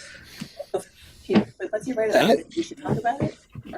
No, he was just right. Let's okay. cross that out. Yeah, I want you to be real clear with that. Yeah, so we're take the number out. So now we'll say temporary signs subject to section 121.10 of this chapter may be erected within a right of way of the with parcel. permission of the parcel owner. You want to change adjacent? Because I don't want it to be misunderstood. If you think adjacent, we're thinking not. I think take out adjacent, just leave parcel owner. Yeah, just parcel owner. Permission parcel owner. If I want to put a sign in Eric's yard, I'll ask him if he says yes. I should be able to put a sign in his yard. That's right. We don't want written. So, Chris, I want to specifically have you get a permit. So, Should we put it here? Except the vice mayor. so that vice mayor has to have a permit. So temporary signs subject to section 121.10 of this chapter may be erected within a right of way with permission of the parcel owner. Of which the right of way applies. I guess you probably need that because technically the right of way is the city. Which the right of way applies. So I was gonna ask. The sign shall be at least 5 feet from the roadway, period. Are we still sitting with one sign? No. It's just gonna say temporary signs subject to section 121.10. Which it's such 121.10, it limits the I number. think it does. Oh, I does was just looking at that. I thought it did. I But specifically think it was like 2 per issue or something. Maybe that was the old. I mean, what if I want to put 2 signs in Eric's yard? Yeah. I read it quickly, so. Two per issue, so when you have amendments and things like that, you can have a total of 2 per issue. So if you have a business and there's 8 amendments, you can have 16. 2 per issue. So that way you're not, Well, what you're about not littered. What with- about candidates? Well, and that's the thing with mayor and council person, they could have 2. They could have 2 because it's 2 separate seats. What if it's? You have 4 actually. You could, yes, you could. It's 2 per. 2 per issue, 2 per Every position. thing you're voting on, it's 2 per. And if we had charter amendments or anything like that, and we wanted signs, you could have 2 of each amendment. So you could have a plethora of signs in your yard. We're gonna load you up. You got a lot of Washington footage, man. I do. Prime I'm property. selling. I'm selling. Ashley, we're going to have to get a place to store the signs in your office. That's what we're going to have to do. You want a sign in my yard? You're paying. Okay. Hey, don't even ask Lisa. She doesn't want signs in her yard. That's right. Well, she does now. There's a cost. All right, okay, it's page 106, which is section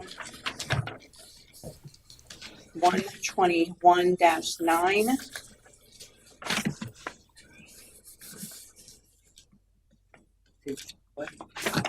Page 106. 121-9, C4, I'm sorry, C3. Should be a little yellow mark in there that might. I see a blue mark. Okay, yep, that works. Yeah. What is it? 120, page 106, it's section 3. See. Right there. Yep, yeah. It's that section 3 on that page, on page 106. You changed 18 feet to 8 feet. This is projecting signs shall not be located above a rooftop of a building, nor more than 8 feet above the grade of the street, whichever is less. That looked like 48 feet. Because of the strike through. So that's now 8. Then in section 4, right below that, on paragraph B, as in boy, you changed the 25% to 75%. So the maximum allowable sign structure area for awning, canopy, and marquee signs shall not exceed 2 square feet per linear foot of building frontage facing a public street. However, the aggregate surface area of all shapes, letters, numbers, symbols, and illustrations shall not exceed 75% of the total area of the awning or canopy surface. The awning or canopy sign may be illuminated only if the material of which it is made is opaque. So basically now 25% of the canopy has to be canopy, Yeah. not any signs. Right. So you kind of swapped it from what it was. Can we go back to page 104 for a minute? Yep. So right there, illuminated signs, including neon signs. I mean, nobody's putting up neon anymore, really. So we're talking about illuminated LED signs, right? I mean, illuminated LED signs. I don't even know what a foot candle power is. Anybody want to tell me what a foot candle power is, or whatever it is? 1 foot candle. Yeah, and so this is a good question for a building official, I guess. In the enforcement of signs, I don't enforce lighting. normally it's lumens is what you base it on, and I don't know if there's a lumen to foot candle comparison. On Amazon, a foot candle gauge. You can buy them, you know. What's that? On Amazon, a foot candle gauge. Oh, is there a gauge for the candle gauge? I wonder if there is a. I got it. Are you joking, or there is one? Yeah, he's joking. 1 lumen per square Amazon's foot. got everything. The definition of this term is actually in your digital sign code, which is new language in this code. If you go to page 108, it is addressed in paragraph number 7 at the top of that page. Foot candle measurement shall be taken. That's not no. Hold on. Foot candle measurement shall be taken at the measurement distance determined by using the following formula. So I assume that's how it's measured. This is not something I created. This is something that we've borrowed from Newport Richey or Pasco County. I can't remember right now. So it says that lumens are defined as a measure of the total amount of light emitted from a source. Foot candles are the measured amount of light falling on a specific point or object. He pulled it up. Should that definition like you did. Is it different than what I? Oh no, I pulled it up on Google. This is a foot candle? Foot candle, yeah, because I don't know. I forgot to look it up. A unit of illumination now little used, equal to that given by a source of 1 candela at a distance of 1 foot, parentheses, equivalent to 1 lumen per square foot, or 10.764 lux, clear as mud. Yeah. So, Tony, in your perspective, what's a good way to monitor these light things, and what? Well, you have the candle and you have lumens. Lumen is this. This is your lumen. Right. It's putting out so many lumens, but I guess on the floor it's. Candle is going to be what is falling or exit signs. That's your perfect example for a candle power, because those are rated at 5 to 7 candle. Because they have to be bright, but not too bright for them to stand out. So how do you measure that? They have a meter on Amazon, by the way. There is I a just looked it up. meter that they do have. Sure, they do. Yeah. I'm just trying to remember where I seen it at, but they do have a meter as far as so that you can stand in front, 1 foot out for 1 candle. Yeah. So so here's the term. Lumen measures a total light output, source brightness. Candela is the light in a direction, beam intensity, and a foot candle, light on a surface. Oops. Light on a surface, usable illumination. So I think probably that's why they use foot candle, is because they want to know how much light is being cast onto That makes sense. where you stand. That's something you can A lot measure. of lighting in schools is candle. And that's how they do it, that you have to have 40 candles power as far as for the lighting for a desk. So that you can have lights, but it doesn't have to be as bright as long as you have 40 candle at a desktop. And that's what they use in schools. What is light intensity being? I got an idea. Can we just take that out? I mean, we're not really dealing with neon signs anymore. Well, it's like a noise ordinance, right? You can't say, don't be too bright, don't be too loud. You have to give specifics. Yeah. These ordinances have to say, this is what we mean. These are the numbers. And You could literally have to a. stand there and do with their device they got on Amazon. I had a You digital don't even sign. really know what we're approving. Right. We need to figure that out. I had a digital sign at Whiskey Joe's. What's that? I had a digital sign at Whiskey Joe's when I was back there. And they called me up at night and told me I need to turn it down because it was hard to read the other signs because it was so bright. Yeah. So, and I did. And that's kind of what, you don't want someone having a sign that's normal and someone behind it, a neighbor, putting a sign that's bright that you can't even see that sign. When your eyes are looking at it, you'll focus obviously to a brighter, so they need to be uniform. That's the reason that they do that. You need another one. Well, that's the term. Like 800 tea lights. I feel like 800 kilos. Well, 10,000 at least people know what that means. So this is saying not produce more than 1 foot candle of illumination 4 feet from the sign. So if you're standing 4 feet from the sign, it shouldn't be no more than 1. Is what this code says, right? And then the Amazon meter that Bob's going to buy for us. Yep. We'll measure that. If I'm not, How does it know what it's the ambient light's measuring or the? well, he said a foot away, or I mean, he knows how to use them. I mean, that's if I'm sitting in front of I want to see what the foot candle is of my monitor, right? And I'm 4 foot away or whatever. I've got ambient lighting here that is going to read in that as well. So how do you measure that? It's a very technical jargon that they try to use it so that you have to use an engineering design to come up with their numbers is what it is. You almost want to just put don't be obnoxious in the code, but that didn't work, right? So, It doesn't. And you're going to have the same thing in your digital sign section because it talks about that because you want to control the brightness of things. I guess you try to focus that on the actual source. Yeah, interesting. $30.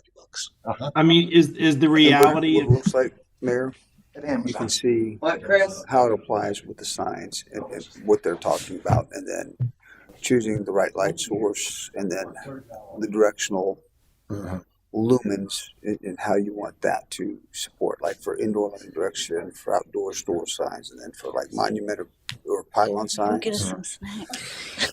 You know, the last thing we want to do is put code out here, and then we realize that we really didn't make it bright enough, or we made it really too bright. So I didn't even know how to. And I'd have to defer to Tony or someone Tony tells us to talk to about the numbers. But this was borrowed from, like I said, Well, this was already in our code, right? Or no? No, that's new. That's all language. new. That's new. So that came from And hopefully people smarter than us. Why don't we just eliminate 4 altogether and just, Well, if the technology today with some of the LED lighting, for instance, Culver's, if they could turn their sign up to where it would overshadow McDonald's, it'd be hard to read McDonald's because it's so bright. Yeah. So there's a That's reason why they for have these. And that's the reason why they have put stipulations in other jurisdictions for that reason. Is it going to be They a don't problem? want something too bright and then even it distracts the driver Right. going down the road. There's a reason for it, but I think we should leave it in there. It's just a matter of setting it up and Well, most of those getting little the light signs, meters to do it. they have a brightness Yes, slider. yes. First of all, it being in there has nothing to do with how we enforce it. Well, It's right. there in case we have to. But That's all it is. but we're I supposed was going to say enforce the what we have same in thing, Bob. I think I'm sorry I didn't know who was talking. If we're not going to enforce it unless there's complaints or it's an issue, I don't really care too much about the verbiage. But what I'd hate to be in the same camp with Eric where we approve something not knowing what it is, and it was like, well, how did y'all approve that? That doesn't even give you any light at all, or it's too much, or whatever. And we don't have any gauge to go by on that. And what happens is that somebody has a complaint, says it's way too bright, and then we got to measure it, and then we're going to be like, it is out of spec or whatever, and then it's going to start a chain reaction. Then maybe whatever code is, every sign in the city is out of spec, and then we got a problem. That's We know that an electrician. Would an electrician know that? I think we need to hire somebody to go around and monitor foot candles. Well, that would be either a lighting professional or a sign developer that does lit signs. Well, when we do because they follow specific code. Yeah, well, we do a permit for sign. Obviously, the sign's already out there. It's helter skelter, right? But they have to provide photometrics, I think, which gives these numbers. Yep. Yes. So There you go. And I think right now, from what I've researched, it's 3,000 lumens directional, which is less than 5K, which they say is high, but it's far more than the 100 and 200 that they talk about, as far as signage, depending on size of sign, distance of sign, So, I mean, we could, obviously this, we trust that this came from, It's either Pasco County or Newport Richie. I can probably find it. oh, Eric, if it's, yeah. Eric, It can I says- interrupt you for one I just second? asked Copilot, and it says, yes, that wording is fairly standard for municipal sign ordinances Yeah. and zoning codes. It uses technical terms like foot candle, measured from the base, and exposing neon tubing, which are common in light signage regulations. So it's Yeah, they follow standard everybody's standard. municipal sign ordinance. does it provide you a lumen size, like 3K or something like that? Well, the lumens are probably, I mean, probably coincide with that, but They're a lot with LEDs usually. you're more concerned about the light falling on you is the way this code is here. No matter what the lumen brightness is, it's what's actually falling from it. Chris, you got a comment? I did. It says here, definition: 1 foot candle is equal to 1 lumen of light, and distributed over 1 square foot of area. I mean, 1 lumen of light is pretty dark. It's, I mean, when you buy these flashlights and it's like, I don't know, is this 300 lumens or something? I mean, and I'm thinking, wow, that's 1 lumen of light's pretty dark. That's just all I'm thinking. I mean, if we're not going to run around and beat people's door down, checking the light on their signs, I'm not that concerned about it. Yeah. Outside of getting into the science and doing a lot of testing, I think my perspective is we trust and we follow the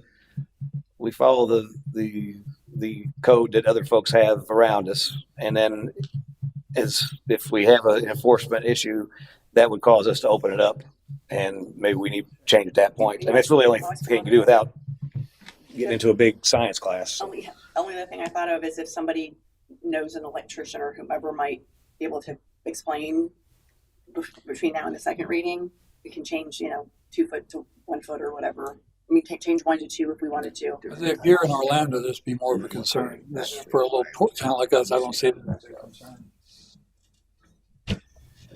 And that particular provision is for residential. So that might be why it's lower, because you're talking about in a residential. Oh, this is in residential? Yes. Oh, well, that's probably a Standards big. for on-site signs in residential districts. What's the commercial one? Is it? Is that commercial or is it residential? It's residential, she said. So let's see what the It commercial. doesn't even apply to commercial then. Hold on, She's looking. trying.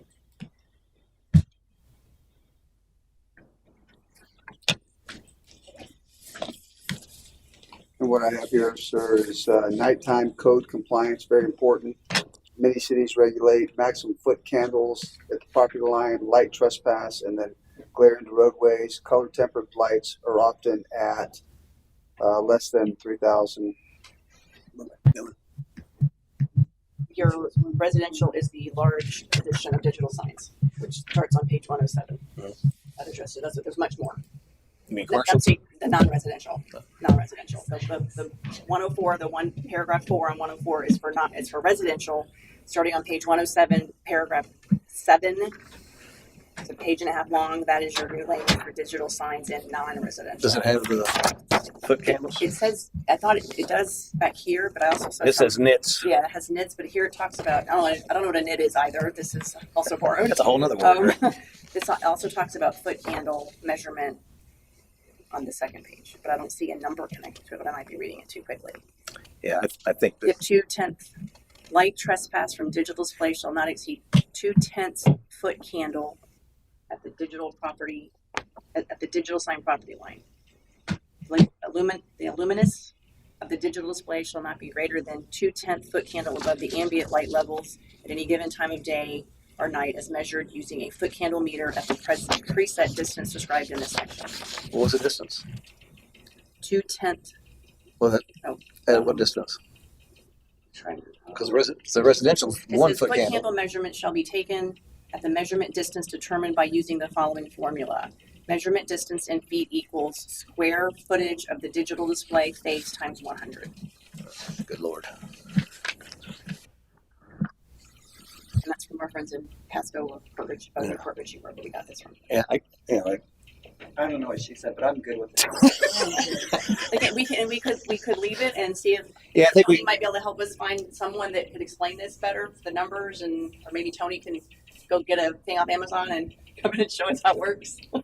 Yep. So you have an understanding of what 1 foot candle is, or the 2/3 whatever. And Why don't we Yeah, ask what the sign would be guy nice to across the know- street at Pasco Signs to come in?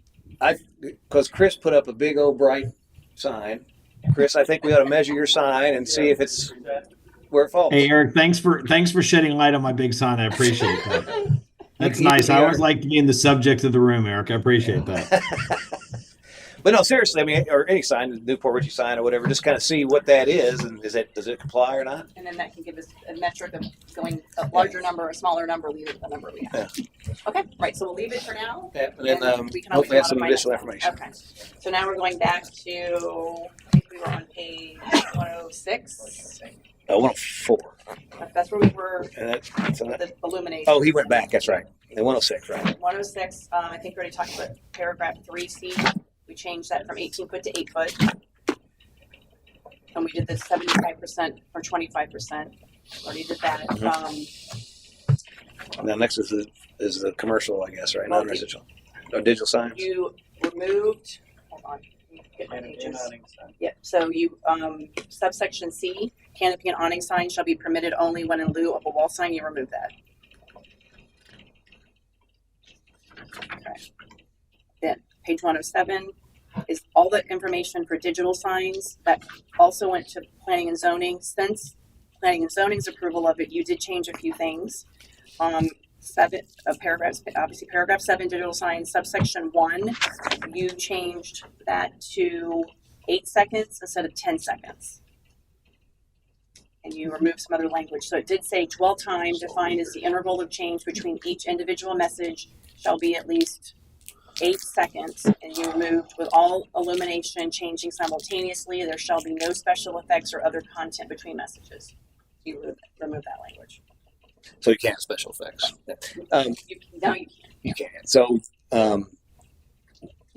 one of the things I wanted to make sure, because we talk about this 8 seconds, can you have full motion video or not? The way I read this is the 8 seconds is an individual message.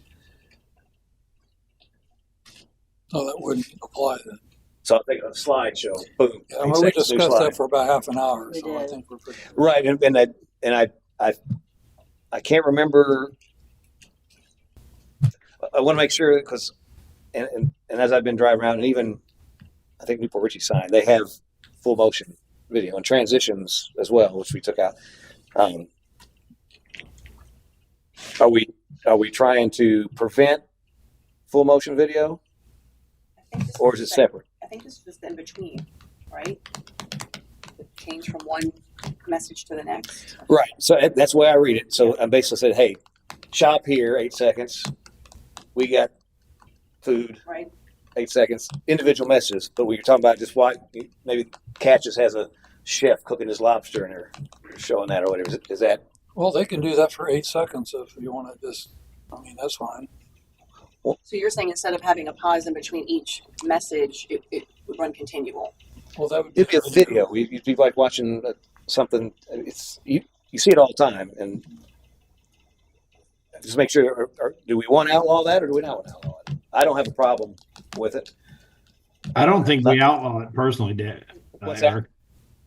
I don't think we outlaw it. Yeah, I don't think we did either. I think you've got the technology there to give somebody a. Let's just use Catch as an example, a fresh lobster coming out steaming and make somebody wants to pull in there and go get a lobster dinner, Right. So my only concern is about this individual message, 8 seconds. What kind of impact does that have? I guess is the question. Most of them will probably be quicker than 8 seconds. That's just the maximum, right? Well, I don't even know why we have that in there. Then I guess that's kind of where I'm going. Do we just take it out? There was 10 seconds in there. We lowered it to 8. Yeah, and the thought was you would not want. I mean, you want your message readable. You don't want boom, boom, boom, boom, boom, boom, boom, boom. That becomes distracting, right? We don't want distracted drivers, which a video may do. But I mean, I hate to restrict it. I don't think it's going to be a big issue, but right. maybe we take, well, I don't have a problem leaving it in there as long as it's specific for that kind of slideshow type changing or whatever. Or make it, you can add language to make it specific.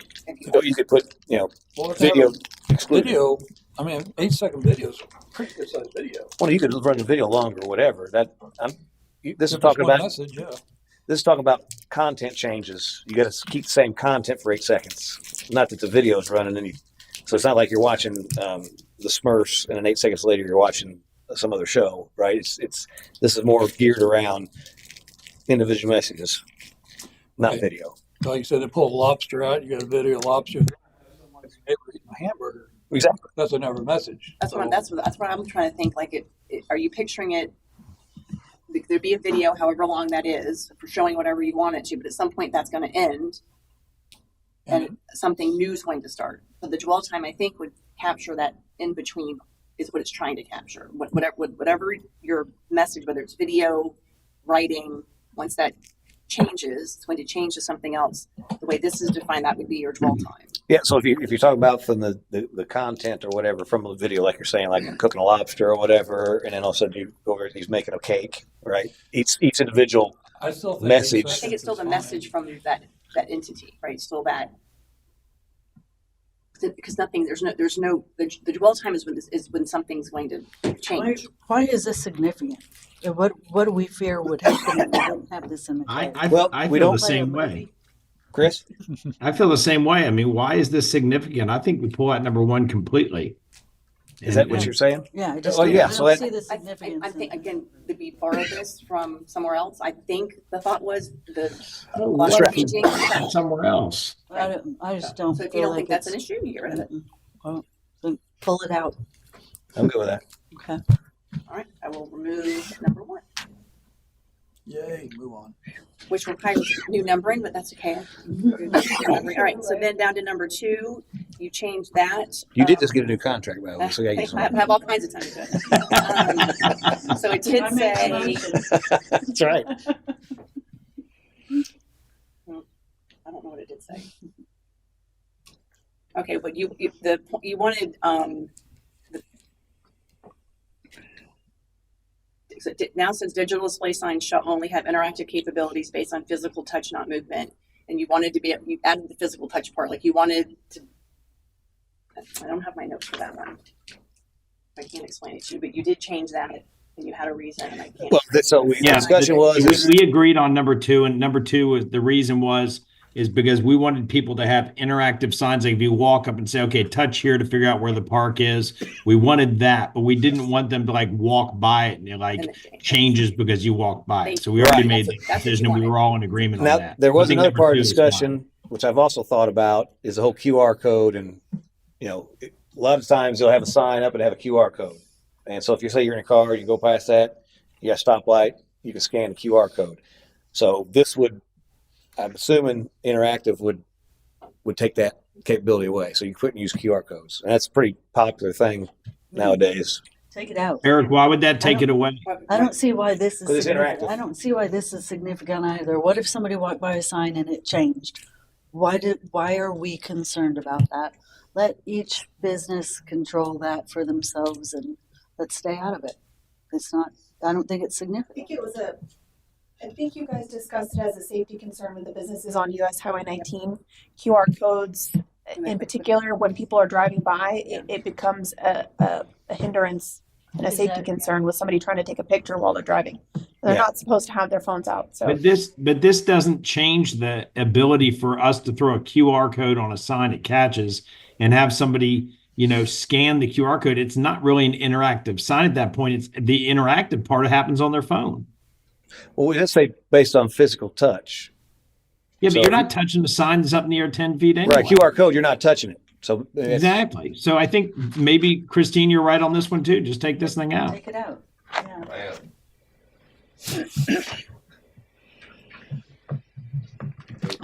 Thoughts? No, scrub it. Not good. I just drafted it, but that Ashley is right. The concern is the signs that are along the road, and cars are making them change, and they're If things become a problem, we can Right. always get back to it, but that's, I don't see it being a I mean, problem. you can think of all kinds of things that you can control, but really, you can't control everything. People are going to do what people do. Chief, what's your thoughts on it? QR codes on signs. He's out there trying to right? find another $32,000 grant. He's worried about his grant. Leave him One thing, alone. as I look at these, Just say yeah. as I look at these, my only concern is safety. Right. Life and limb.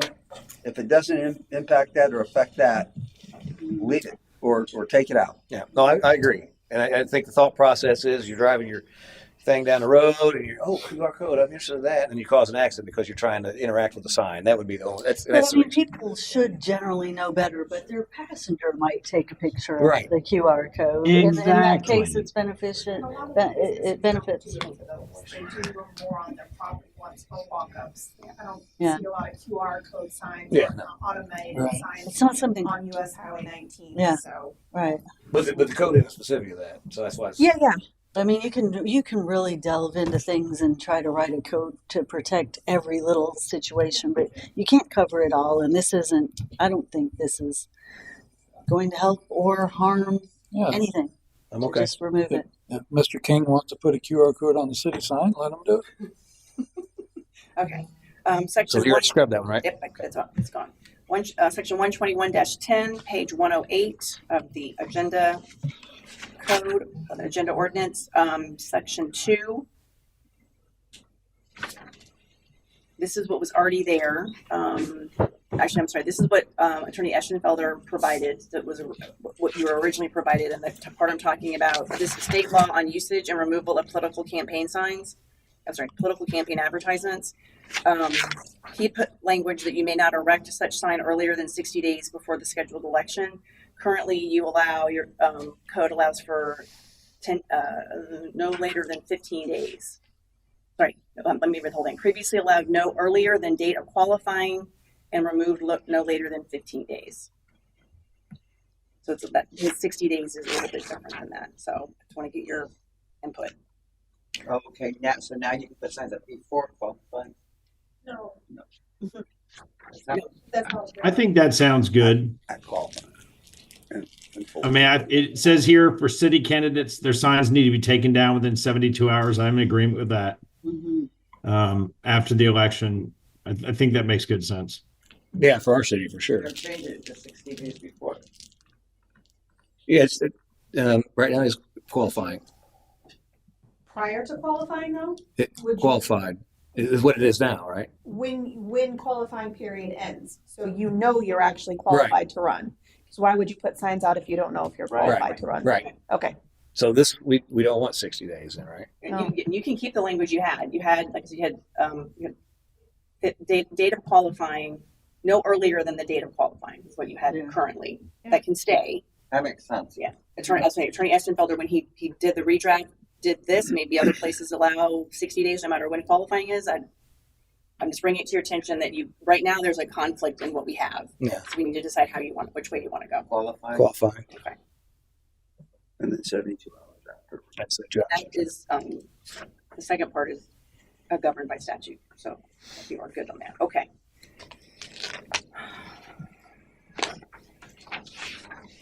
Page 109.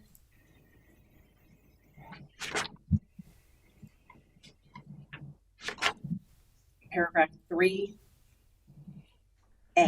residential districts. This was moved from an earlier section that I mentioned to you. It fits in this section, so it's just more appropriate to have here. What I wanted to point out is they're not consistent. So number one, on properties with street frontage of less than 500 feet, one temporary sign is permitted, provided the sign does not exceed 4.5 square feet in sign surface area and 6 feet in height. If the properties with street frontage of 500 feet or more, have more of them, and they shall not exceed 4 square feet in sign surface area and 6 feet in height. I didn't know if you wanted them different or if you wanted them the same. And then we I crossed out. don't think nobody has 500 foot of. Yeah, That's a lot. right. Yes, and the 2 per sign has been crossed out, so if you want that back, we have to add it back.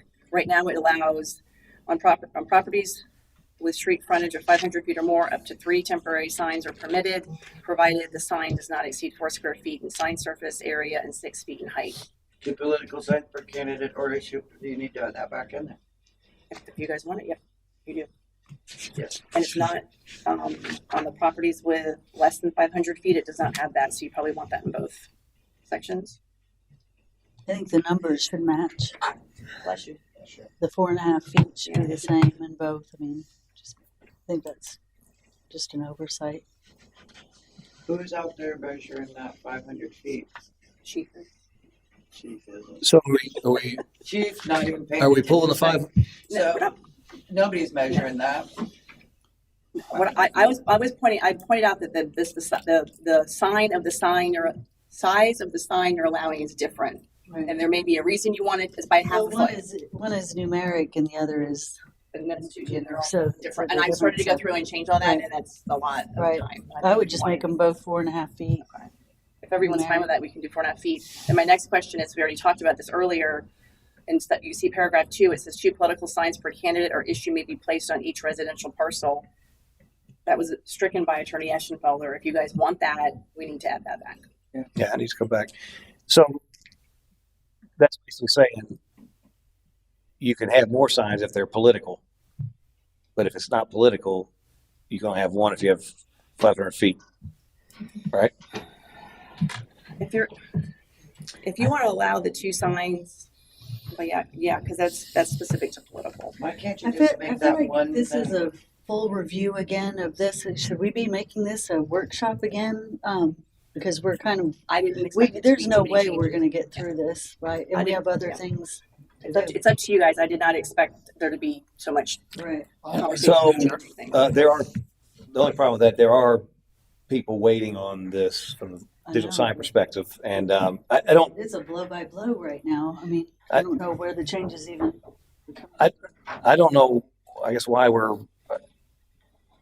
and maybe it's just this one thing we're stuck on or whatever, but most of it should be, we've already hashed it out. But Well, when we talk through these and when you actually move them and type them, sometimes you notice the inconsistencies or something. That's what I'm trying to bring out to you, or something that we maybe didn't, we need to define something or figure out what you want. Would those people who are waiting on this be agreeable to this being approved at the next meeting? And then we could all look through this in the next 2 weeks? And well, you got 2 readings, so you're going to have the first reading, second reading Right, before it can be sure. codified. So you're talking Plus, we about, already have a full agenda set And up. I would suggest that just looking through it won't be as helpful as me trying to point out. I I wonder if know. it's going to be like what we already did in the sign code meetings, and that took we had 2 or 3 hours sign or- code meetings through Yeah. this. So I don't, I think we're just, There's a couple bigger ones, like, but a lot of them are smaller, so maybe we'll get quicker. I think right now this one, because the 2 political signs per candidate, I didn't even dawn on me that had been stricken. If you guys want that needs to be decided. so my question is on that, I think, because right now, if you have 500 feet or less, you can only have 1 temporary sign. Mhm. And the way it reads to me, if you put that back in there, it says if it's political, you can have 2 per candidate or issue. Mhm. So I didn't account for the 1. You can have 2. It means you want then based on how many issues there are. Why is residential crossed out? This is already in a section that's residential. It's all about residential. We do want that removed though, because that's for properties This is all, yeah. frontage, so we wouldn't want 500 feet of frontage to be limited to 2 signs. They So can we they do can have want 3. that. They could have, yeah, whatever. Oh, well, so that 2 political signs, that's a good point. That's only on 500 feet or more. It didn't even talk about that on 500 feet or less. I mean, Yeah. It only applies to the bigger ones. So yeah, a lot of houses don't have 500 feet across the front. No. Oh, The majority do not. The entire city probably less than that. you have to ask Devin. Do you have any over 500? I know Devin probably got some big old 500 foot Right, yeah. spot, but he had to assemble that big. Yeah. It was a battle. How many properties was that? 8 there on Corner Green? It was like 10 lots? properties all Yeah. together. Now it's just a big park. Yeah. Everybody asks what I'm building. Building a park. That's right. Trees. Okay. So most of this language is in this that we're talking about right now is new from Attorney Eschenfelder. Currently, what you have is for temporary signs, residential district. Temporary signs are permitted in residential districts, provided that no sign shall exceed 4 square feet in sign surface area and 6 feet in height. 2 political signs per candidate or issue may be placed on each residential parcel. There's no limit. You don't distinguish between size of lots or anything like that. That's new language that was provided. If you like what you have right now, let's just leave it the way it is. Yeah. So I can replace what you currently have. Yeah, the only thing that we really monkeyed with from our existing code was allowing them in the right of way as long as 5 foot off the road. That would be good with everything. Yeah, so are you saying that whoever did this just changed some of it? He changed a lot of it. He tried But to it make, wasn't stuff we talked about. no. So the very first draft that came through way back when was things to bring you up to the current requirements of the federal courts. A lot of it was that. And he took other things that he has done in most cities the way they have addressed it overall and made those suggestions to you. Planning and zoning, as you know, accepted some of those, rejected some of those, and then you guys made the ultimate decision. But then he changed after that. No. Oh, okay. No. This is what he provided. I moved the section to put it where it made sense to me, in the residential district section. But if you like what you guys currently have, temporary signs, there's no limit, there's a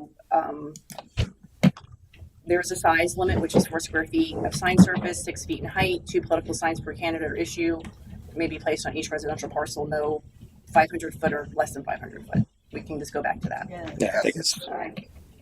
I don't know how we missed We're not that. that complicated. I don't know how we missed that in the workshop, but Because it's a lot. There's a lot of it, but okay. So that's then the very next page. This is non-residential. Okay, currently you have temporary signs are permitted in non-residential districts, provided that no sign shall exceed 32 square feet in sign surface area and 8 feet in height. 2 political signs per candidate or issue may be placed on each non-residential property or individual business establishment. This has been changed to limit you to 3 signs. Sorry. Oh, it's the same page, 109, the very bottom of 109. It goes under 110. So if you like what you currently have, let's go back to that. Yeah. which is no limit. All right. Correct. You have a size designated and 2 political signs per candidate or issue may be placed on the property. Right. Okay, so we'll go back to what you had.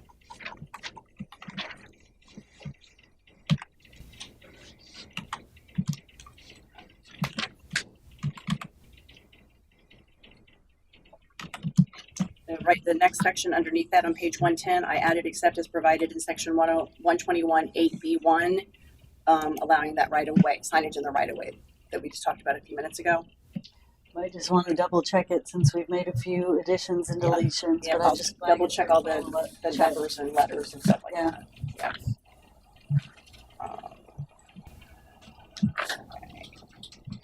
Page 111. I don't see anything there. It's something I noticed when I wrote all this. Section 121.11, section 2A, maximum sign height of 20 feet. That is not consistent with another provision of your code. So let me find it. I'll tell you. Your definition section.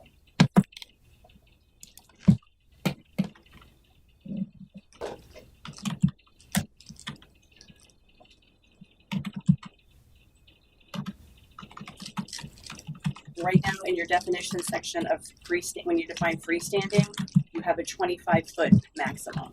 This gives you a 20-foot. So I change it to 25. 25, yeah.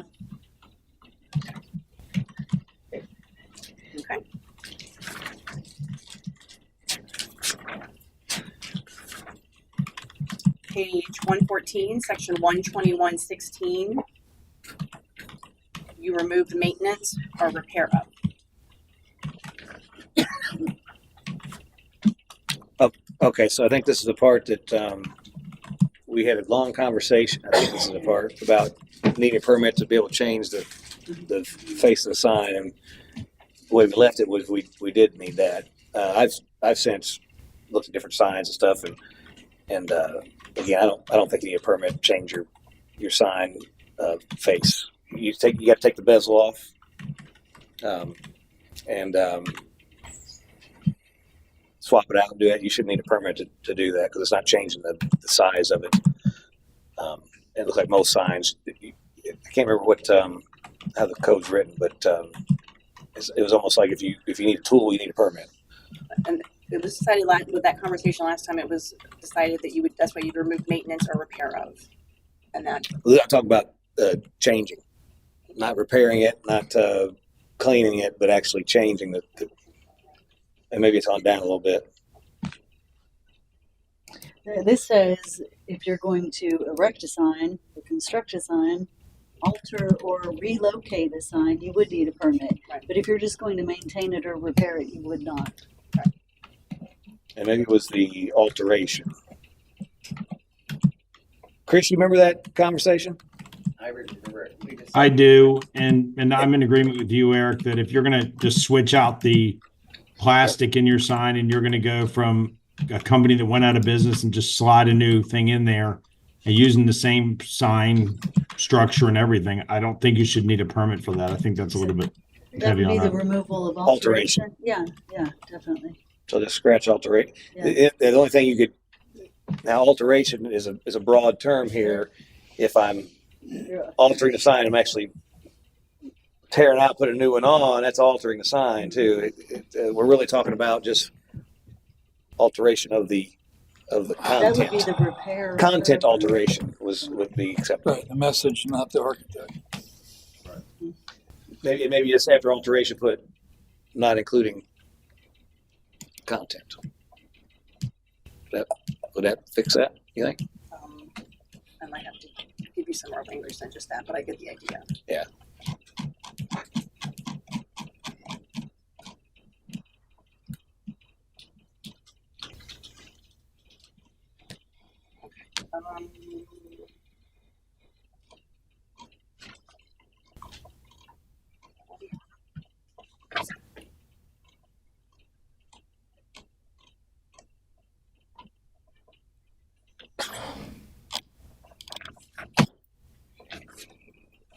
Page 117. This is section 12118, which talks about the right of appeal. We talked last time about changing Board of Adjustment to special magistrate. At this point, you can't do that because you don't have a special magistrate set to do anything like this. That would have to be something you'd have to contract for. So at this point, I would say leave it at Board of Adjustment. When we get to that point, you can always change that language later. Okay. Section B, we changed his, or its. We just said an aggrieved person must file a petition. Section 12119, variances. You talked about removing this, and I've left it in here because I'm recommending that you leave it in there. There's variance criteria in your code, section 103-66.2. It explains how variances work and what they apply to, and they apply to land development codes related to zoning. You're not supposed to have a variance for a sign. Now, it's about setbacks or something like that. That's what a variance is for. So I think it's important to leave that in there for clarity for people. They understand this is not something you can get a variance for. Because I want my sign to be 10 foot tall instead of 8 foot tall. It's not, that's not the purpose of it. But if you don't, if you might be able to get a variance for the Setbacks, yes, or something like that. And that's Before what you that actually says place that. Yes, and that's still in there. Section 121.21 B. Materials, paper or cardboard signs are prohibited. Cloth or fabric banners may only be used for temporary signs. That used to also say cloth, plastic, or fabric, and you've removed is it cloth or plastic fabrics, and you removed plastic. Yeah, for like PVC and longer term. And 12121, I just added that meet the land development code, just so it makes it clear that all permitted signs shall meet the code and be compatible with the building that they're with. Page 119, subsection C, we added ground covering. It was a conversation about maybe someone wants to use rocks or something else, so we added the term ground covering in there. D, we just changed some words because it had this is the fenestration word that we had to look up last time. That's right.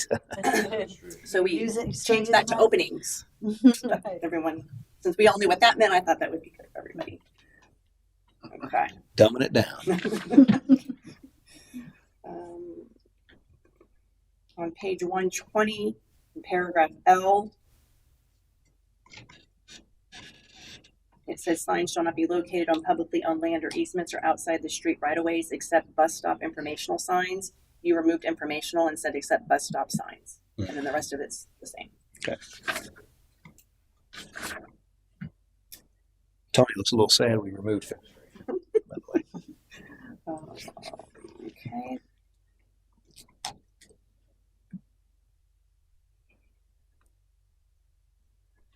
Mm-hmm. 12117 fees. We're going backwards. I'm sorry. I've read the wrong numbers. 12128. We're getting towards the end. We don't want to go backwards. Yeah, we have to go backwards. I made a promise. I got to get her done. Get her out of here. This one, you changed the wording. It said before any permit is issued under the provisions of this land development code, the applicant shall, at the time the application is made, pay such fees as established by resolution, blah, blah, blah. You asked to change that to at the time the permit is issued. I just wanted to I made that change, but I wanted to point out that this, sometimes before permits are actually issued, a lot of work goes into them from your building department and your staff.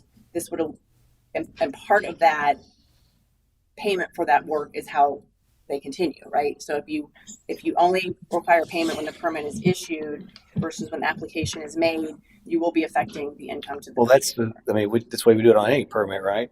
They're building plans and all that. They look at it, and they go through it, but you don't pay until. I don't know. That's what I don't know. Right. Yeah, I agree. You don't want to pay somebody before they do the job, and you certainly don't want to have money in house and not have somebody get their permits back. Well, the thing is if you look at it by state law, under 55380 states that the building department is for permitting, plan review, and inspections and re-inspections. The permitting is all based on how the application comes in on if you set a base fee. If it's in the fee schedule that there is a fee that has to be paid with the application, then that's what would be paid. I think with us right now, we're not charging anything until after it's all done. So we're doing a lot of work that if somebody decides to not get their permit, we've got staff time that's been tied up in for nothing. And so to that, and it's a very valid point. I think, I don't know how, and I don't know because I didn't day-to-day operations of that, but I would assume when somebody applies for something that gets, let's use the silt fence, the clearing land over there. You apply for it, got denied because the silt fence wasn't installed, right? They're going to drop it and just say, okay, forget it, I'm not going to do it. And you're going to work through that, right? So I think you're going to find that, I think the majority of the time people are putting permits in, it's going to get issued at some point. There probably are some that just like cancel out of it. And if you think there's a lot of that going on where you're spending a lot of time and it's not ending up in a permit, maybe we need to know that. But I don't want to charge somebody for if they aren't getting a permit, unless we do something separate in the fee schedule where there's an actual set application fee that's non-refundable, and then the permit fee, the rest of it gets acquired later, then something like that. But most building departments have an application fee that's non-refundable, period. Mm-hmm. So you apply, you go through, you have your plan review, you have your zoning reviews, you might have fire reviews. Everybody looks at everything. You've got, who knows, maybe 10, 15 hours, man hours tied up in this, along with the administrative side.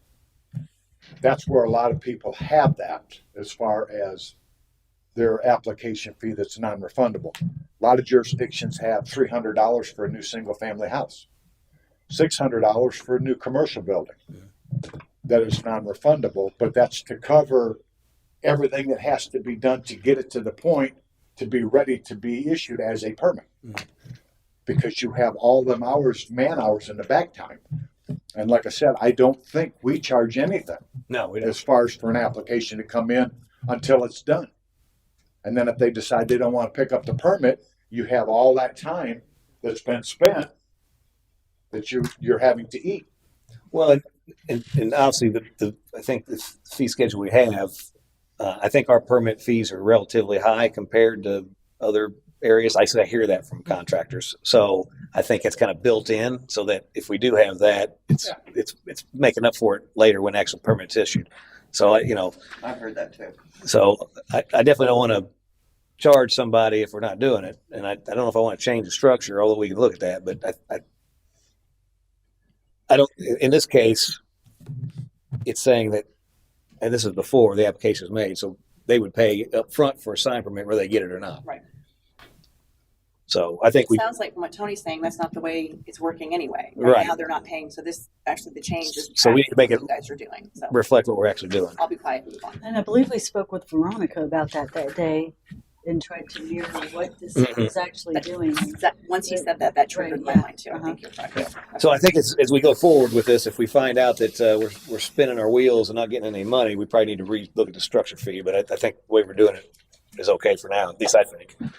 All right, so go to page 130. You've now moved on from the sign code. Now you're in the definitions. And you'll see that his bullet sign.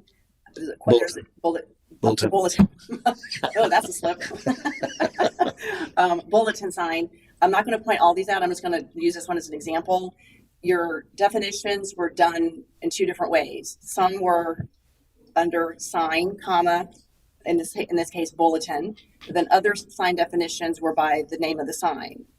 The easiest way to make that consistent was to get rid of the sign, comma, bulletins and put it as bulletin sign. Does that make sense? Mm-hmm. So anything that was sign, comma, whatever is now going to be alphabetically within the definition code. Gotcha. So you'll see a couple of those. There are a couple. Doing that, it did lead me to discover there's a couple of duplicative definitions. I guess the only problem with that, though, is it takes all the signs and distributes them out throughout the entire definition. The majority, and that's what the majority are like that.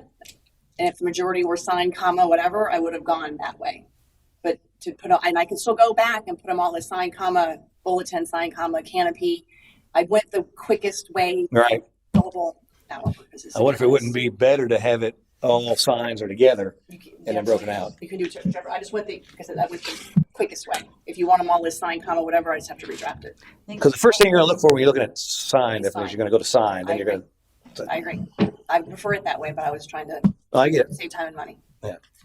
So if you want, think about that while we go through these, and if we want that, I can redraft it. It's just gonna. Well, really, they all this in the day of age say well, I mean, they all have sign in the definition, so it's really probably not too much work just to pull them all out.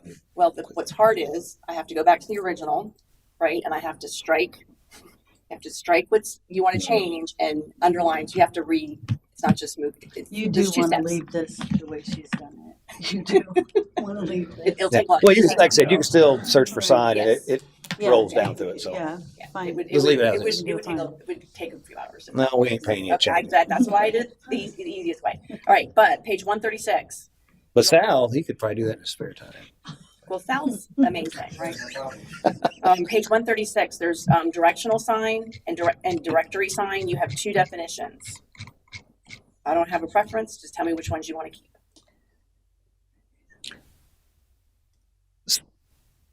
Directional sign. So there's three definitions? There's two directional signs. Four. And there's two directory two directional, two direct. So we need one or the other. Okay. Well, it's a sign usually only to the purpose of indicating the location or direction.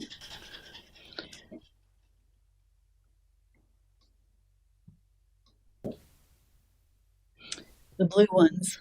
Yeah. Yeah, the yellow one directions more physics is really wordy. Yes, Yeah. I thought so too. Okay. Okay. Good. All right, next page. Some lawyer wrote that one, I'm That's- sure. Yeah, I'm sure. It took a lot of time, a lot of words. They were obviously paid by the hour. Page 137, you have two definitions for double-faced sign. Again, no preference, just let me know which one you like.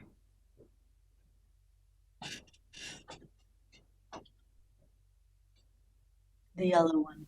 Yeah. Yellow? Mm-hmm. Yep.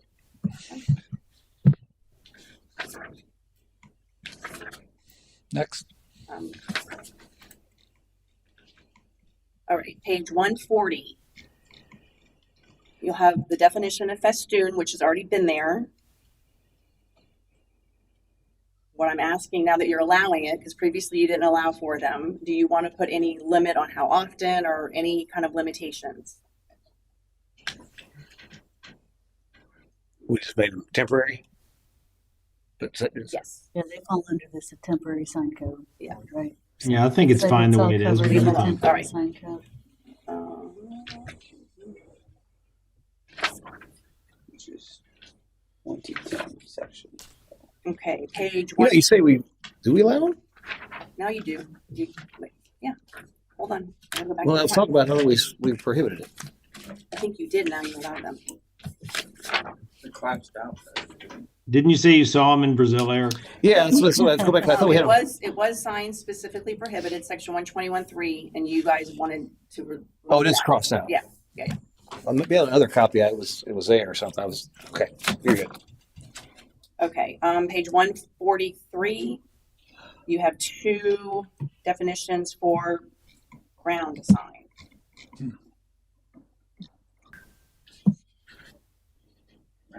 Short version. Round. Grade at the base of the roof. Grade at the base.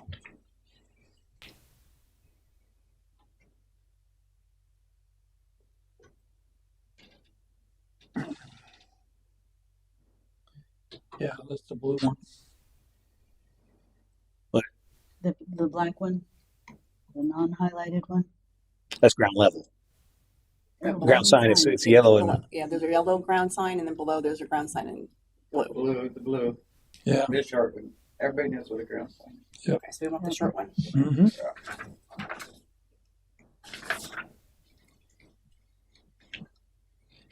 it says the term ground sign includes pole sign. A pole in the ground.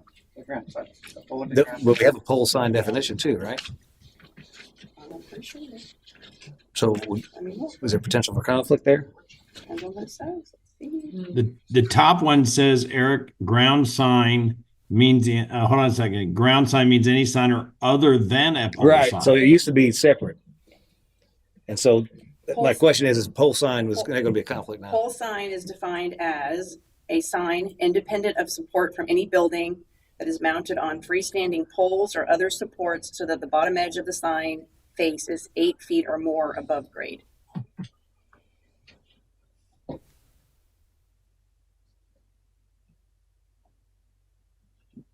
Do we take out the term ground sign includes pole sign in that case? It has its own. Yeah. You can just, yeah, because it has its own definition, so you don't really need it. Yes. Okay. I agree. Yep. And so like the difference, if you look at the yellow, it calls out that the sign itself is actually touching the ground. It's not on a structure, right? And where the shorter version is basically saying any sign supported by uprights or braces placed on or in the ground. So I think you probably need the yellow definition, but maybe you could scale it back some. Because basically, Or just leave the yellow definition is the better choice, I Yeah. would say. In this case, I would leave the yellow one. Since, yeah. yeah, I agree. Okay. Page 154, you have two definitions for illuminated sign. What, 54? I'm sorry, 145. 145. Did we not do nothing in that meeting? Oh.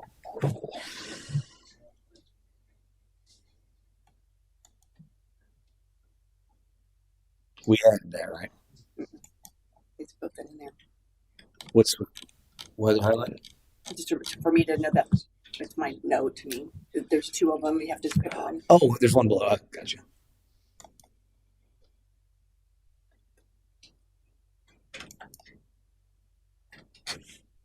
Short version, black, short version. You mean blue? Illuminated sign and illuminated sign. The yellow has bullet or 1, 2, and 3, and then illuminated Well, so this, sign well, that beneath black one, it's talking about illuminated from an exterior source. An LED sign is illuminated from inside. So this non-highlighted version has basically got a light shining up on it. That's an illuminated sign from that perspective.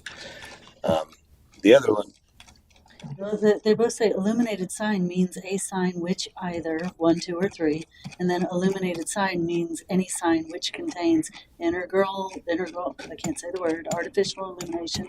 So they're duplicative.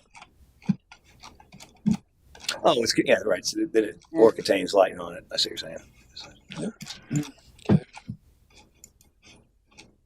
So for Fort Ritchie's purposes, I would say the short version is fine. We don't Yeah, need it's probably, to have 1, it's 2, probably 3 okay. delineations.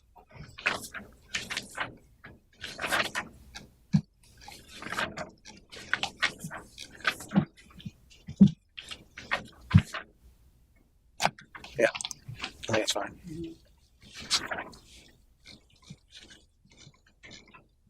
Page 152, you have two definitions of off-site sign. You I like like the blue one. Yep. That's funny. I like kind of self-explanatory. Really? Okay. And you can see the one highlighted says see outdoor advertising sign. That's on that same page if you want to. The blue one actually does cover everything without sending you on a search for outdoor advertising signs. So Yeah, you probably can just make off-premise sign and say the exact same thing the blue thing says, means a sign other than an on-premise sign, right? Say that again. Just make it just like you did off-site, Yeah. other than on-site, other than on-premise. So do the two short but sweet ones for those. Well, there's only one for off-premises, right? No, there's two off-premise. Oh wait, no. Yeah, off-premise sign. See outdoor advertising sign. Yeah, on-premises shows see on-site, and I'm assuming that on-site.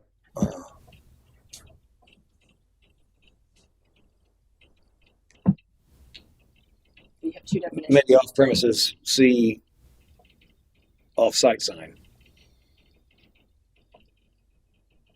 Yeah, that would be consistent, right? Mhm.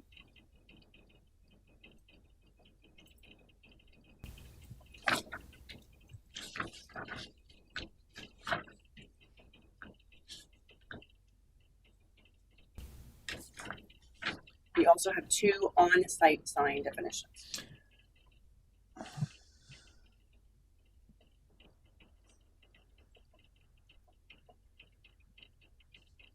Yeah, I was going to ask that. See how that one says on-site sign and in parentheses on premises? Yeah. Do we need to have separate definitions, or can we just do it like that? I would think do it like that.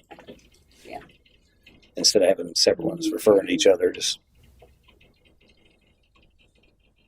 so I would change those ones up top. Yeah, I can make them the Yeah. same. Combine the terms.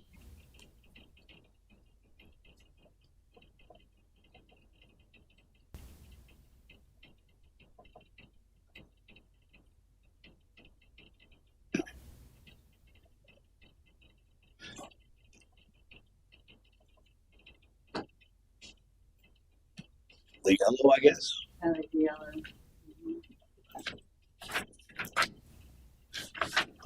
Could be because the blue is so tiny that I'm not drawn to it.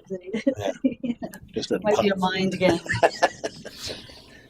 Well, the blue was what he suggested. No, it depends on which one you look at. The blue is because I've moved moved it, it okay. within the section. So that's why it gets very confusing. So we had them both. Yes. Like The this. yellow is fine. Yeah, so page 154, pole sign. You now allow pole signs. And your definition means a sign independent of support from any building that is mounted on freestanding poles or other supports so that the bottom edge of the sign face is 8 feet or more above grade. My question was, do you want to have any other, right now freestanding sign currently is limited to 25 feet. Do you want some kind of height limit for the pole itself? You want something different for non-residential versus residential? Well, we already have a limit on the height of the sign. From So- whether it's a residential, yeah. And these So are, That's the pole wouldn't be allowed to go higher than the sign. what I'm asking. I wouldn't think. I think It would look all bad. of the heights and the sizes are conditioned. They're restricted elsewhere in the code, and these are just the definitions. So in this case, Sometimes your I code, would stick with the blue one. sometimes your code goes back to the definitions to give you the specifics. It goes Yeah, I both ways, wouldn't, so. since, because if we did it here, we'd have to do it everywhere, and we'd have to do a review for that and start putting sizes in every definition in order to be That's what I'm consistent. saying. Some of your definitions have that now, and some don't. So it just Um, depends on different. It's not I would consistent. remove it throughout. I would just. So then we'd have to put come it somewhere else in the code. Oh, I thought it was everywhere else in the I'd have code, to and make sure. sometimes Like it's in I don't think that freestanding is defined anywhere else other than the definitions for the 25 foot. I'd have to look. That really stinks.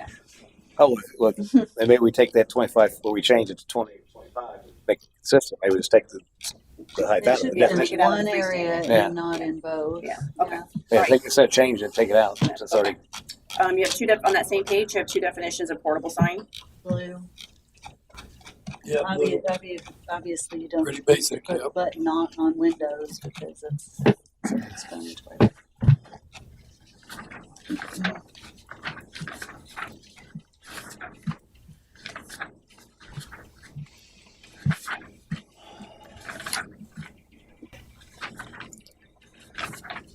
Signs are fun, aren't they? I love it.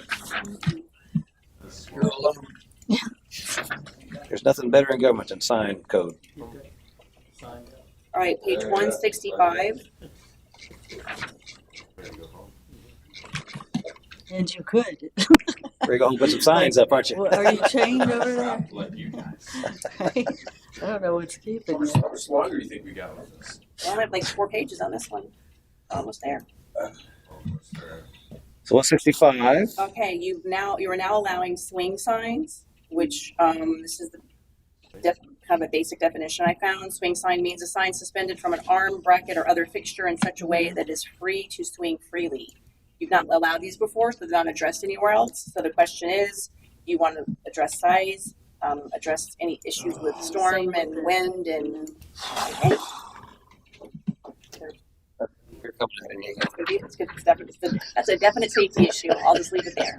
I thought we had put that in the other, I thought we had just went over that we were going to keep all of that in the, It's not that you've never allowed swing signs. right. So but this is don't- talking about not size necessarily. That could be one part of it, but swing signs swing. I understand, but we added swing signs into the code at some point months ago when we did this. Did we not? All you did was take it off a list that said you cannot have. Yeah, it was. Yeah. So there's no. Shouldn't have done So now that. this would be the only place. Yes, so it has to be, it needs to be unless addressed. we- So, but this can't be first reading. There's too much happening, too many changes. There's things that need to be addressed and we don't want to do it quickly. A swing sign that's swinging in Florida with hurricanes needs to be addressed. Sure, absolutely. And that's just one example. And I mean, from what it's sounding like to me, this can't be a first reading either because we are going to have a very sloppy code if we have We don't wanna rush. yeah. so I know people are waiting us, so we're trying to get this done, but with all these changes and then actually changing things that we changed last time, this really needs to come back for a first reading at next time instead of a second reading. But there are things that need to be, like, I think you can do nothing with swing sign and leave it like it is. I think that's something you need to talk about. I mean, think of the optics of. Right. Well, rather than trying to do, maybe we just take it out. Is it important? Take it out. Take it out. So you want to Take now it out. exclude it again? No swing signs. No more swingers. No, Jesus. Take it out. Okay, That's a whole next. different conversation.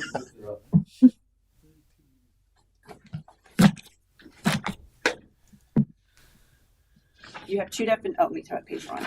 The bottom of page 165 onto page 166, you have two definition of temporary signs. I am recommending that you keep the longer one that was drafted by Attorney Eschenfelder because it helps bring your code up to date with the Okay, law. sounds good. Thank you. Page 168, you have two definitions of wall sign, and they're different.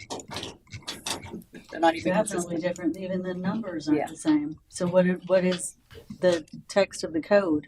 Which one complies with The the jewelry, text? I think you're allowed to, it's not prohibited, you can have one. I don't think they're addressed anywhere else. The bigger the better. Go with the yellow. Let them have 18 inches versus 12. Let's be friendly.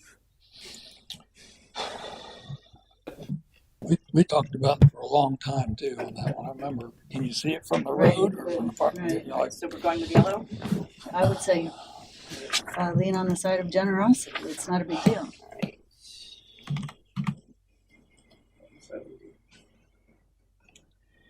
170, you have two definitions of window sign, and I mistakenly struck one out too soon, so pretend that's not struck out yet, but I don't know if you want the highlighted one or the one that's not highlighted.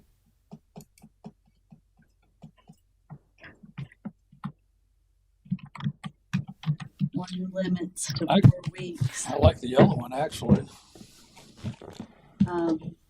Yeah, yellow, because we're limiting to 4 weeks on a window sign, and why would we limit a window sign? So Yeah, 4 that's- yellow.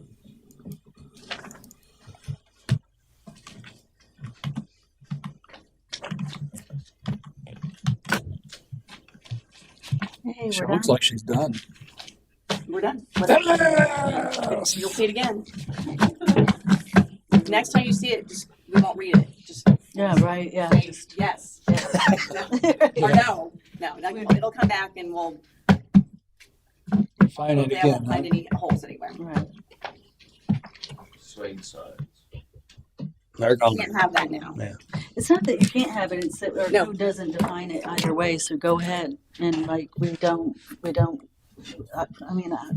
sorry. No, they for are. saying that. They're outlawed. You could If never we allow took them them. out, Right. So that we went back to what we were but we doing. still removed it from the code. Right now, we're just not defining it.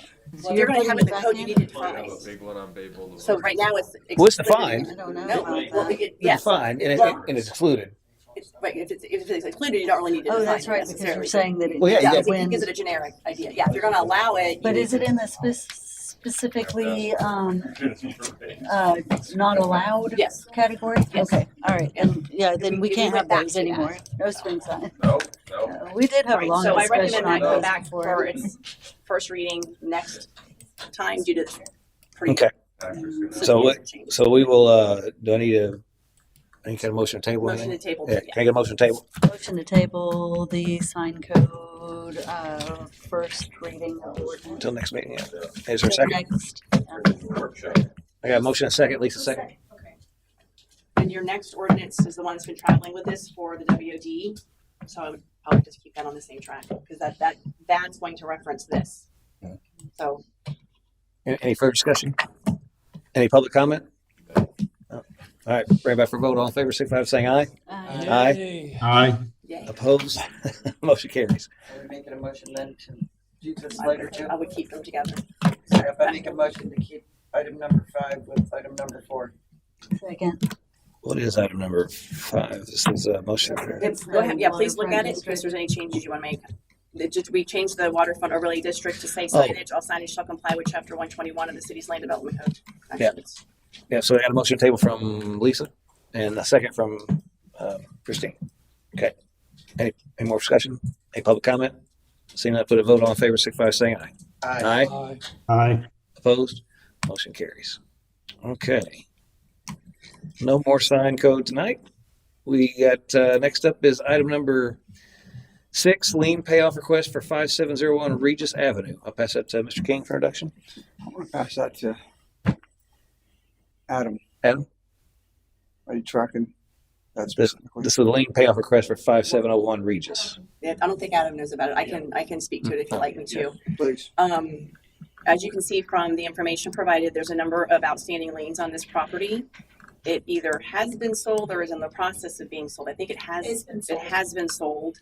The individual who purchased the property did not know of the liens. They are trying to clear the title and clear all the liens up and do that. Right now, as of November 18th, all the liens added together total $9,468.64. They have offered to pay $5. I'm not $5. I bet they have. And I think you should take that deal. No, they're offering to pay $5,000 to get everything cleared up and released. there is nothing in your town, city's code that allows the city manager to make that determination. Some cities do have that, and that may be something we'll look at in the future, but you don't have to, obviously.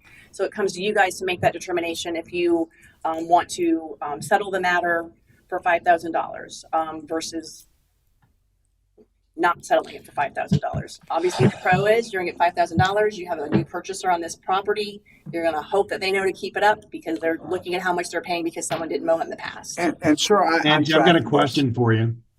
And I'm sorry. Go ahead, Don. I'm tracking this one, and because of the, I guess, the length of this problem set and how long we've been working it, I'm just providing, like I said, just information. I would recommend taking the 5,000 and moving forward, because if not, this problem's not going to get solved anytime in the near future, and it may not get solved. Period. But if he's willing to provide the 5,000, I would take it.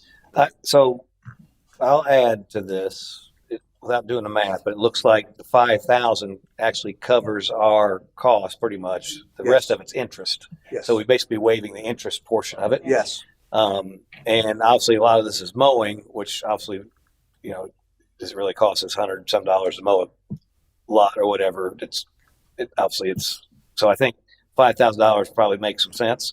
On the flip side of that too, which I wanted to ask, we talked about these liens going to the tax appraiser's office. That would be your question. And so what, you do have an answer? I have an answer. The city needs to get a contract with the property appraiser and tax collector, and then I can draft a resolution. Yeah, this was before your One of those things that are time. on my So if, are we? And I have not had a chance to talk about that. Okay, so just very quick.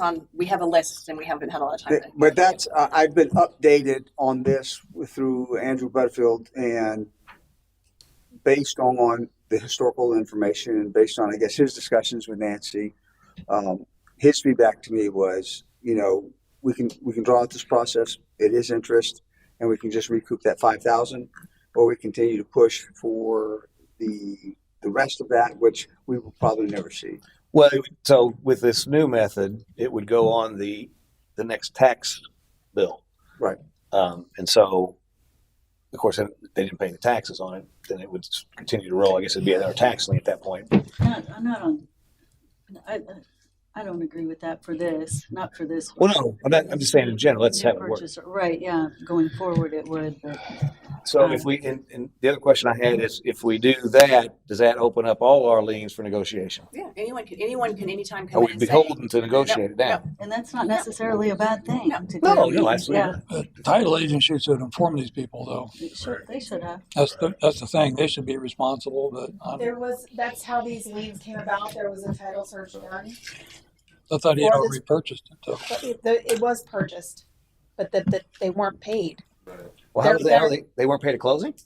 I guess. Yeah, how do you buy a piece of property and not have a lien search done on that property before you buy it, disclosing what these liens are, and then those liens being paid at settlement? How does that happen? It happens regularly. It happens.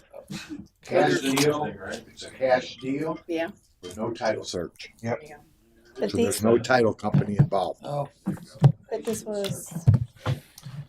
wow. So a couple things. Don and I will continue to work on the getting the contract with the property appraiser and tax collector. So that can be something you guys do in the future. But for this particular situation, I think we go back and hit them up at $6,000 is what I think we do. You tell them to take 6,000. I think we remove the exact interest amount. The interest comes off and we take the amount of the amount of the initial. What is that? Because I believe the offer is lower than the exact interest amount. Let me add it up here once I find it. I'm just telling you, if I bought a piece of property, I don't think I would try to go in and offer less than the value of the property or less than the lien. The lien's the lien. You've maintained it for years. Somebody bought it. Who in the world buys a piece of property and doesn't do a lien search? That doesn't even make sense. Was Why do it I some, cash why do deal? from 2014? Yeah, but even on a cash deal, you go to a title office, they close the deal, they run the lien Yeah, search. so They ran a title search on so the Mondays, and amount that was a that cash we're deal. in without interest is $6,166.96. That's what I'd This say. had to have been Bam, sold that's what I think we twice. go with. I'll make the motion. What was it? I'm sorry.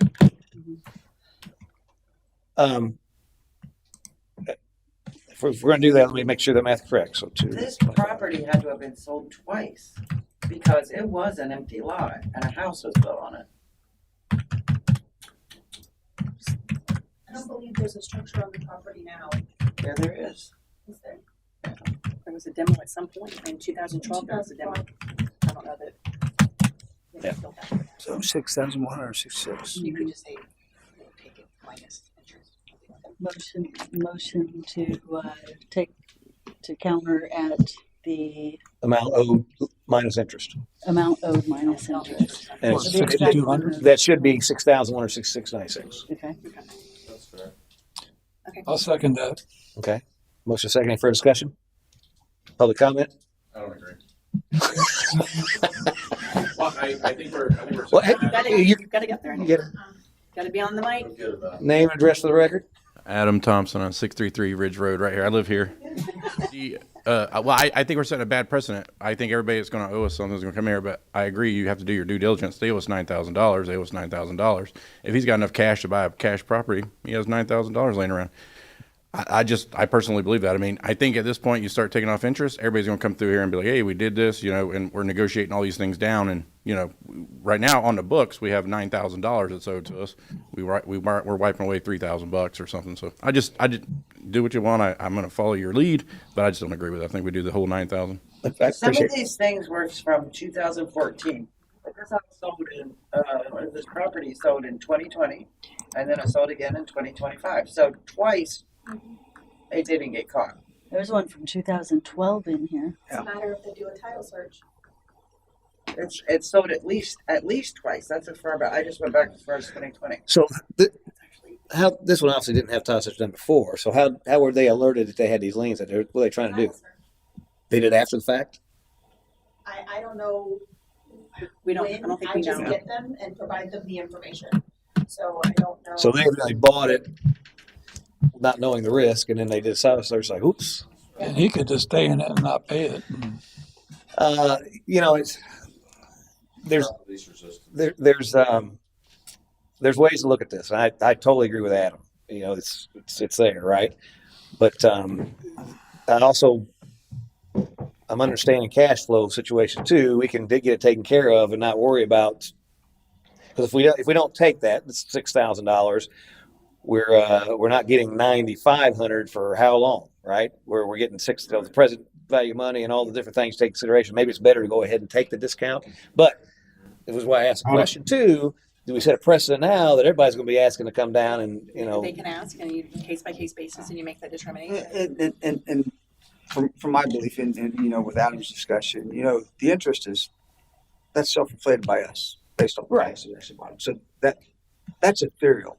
That's us just wanting money. So it depends on how far we want to move forward with this. Because it's been sold so many times and because this hasn't been caught and this hasn't been addressed, I kind of find it hard to have the end buyer be responsible for the entire mess. Mm-hmm. Because it's like, if you bought the property and you found out that it owed $9,000 on it, but it had been sold 3 or 4 times with all these issues, and now you're like, what the hell? So I understand that, there's a lien cost on it, but what can we do to rectify what has been a significant problem over time that is not this person's fault?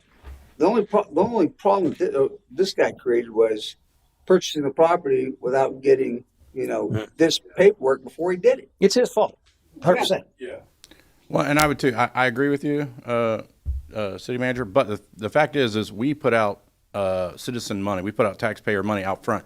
The interest is what we put that out with nothing in return. We didn't get the property. We don't have nothing in return. So that's what the interest is doing. It's saying, hey, we loaned out your taxpayer money to this, and we're making back $3,000 off. Well, we're not making interest on that money. The city is. So we're saying we're saying we took your tax dollars, spent $6,000, we're making $3,000 off of it. What has it been going on since 2014?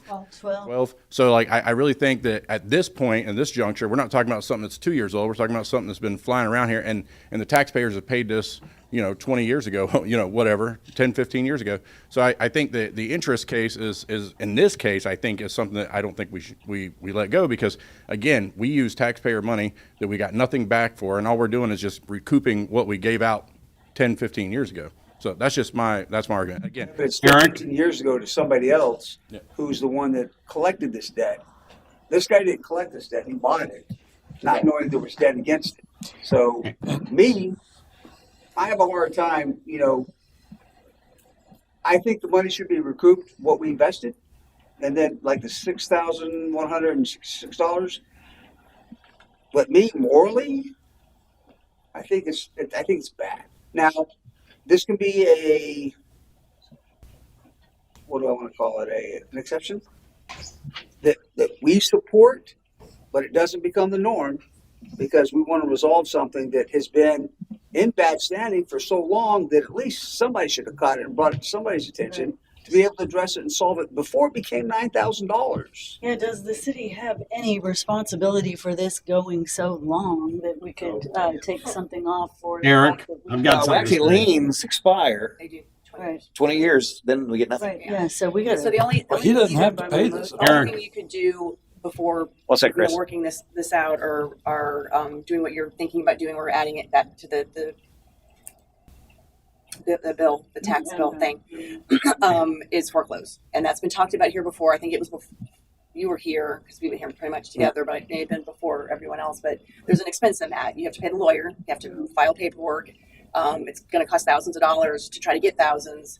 And if they challenge you and fight you, it's going to cost a lot of thousands of dollars. So that's always kind of been, that's your only options. Well, you wait for someone to buy it and pay it off. But again, that's why I brought that up with as we proceed going forward with the tax bill, this becomes, right, less and less of a problem. because it's going to be on tax bill next year and it has to be paid. I would expect, and I assume you've had this. I don't think it's happened since I've been here, but sometimes just in general, even when they know about the liens before the purchase, they will call the municipality and say, "We're purchasing this. We'd like to work this out." It's not uncommon at all to do that, and it's just a decision by you. What's the property?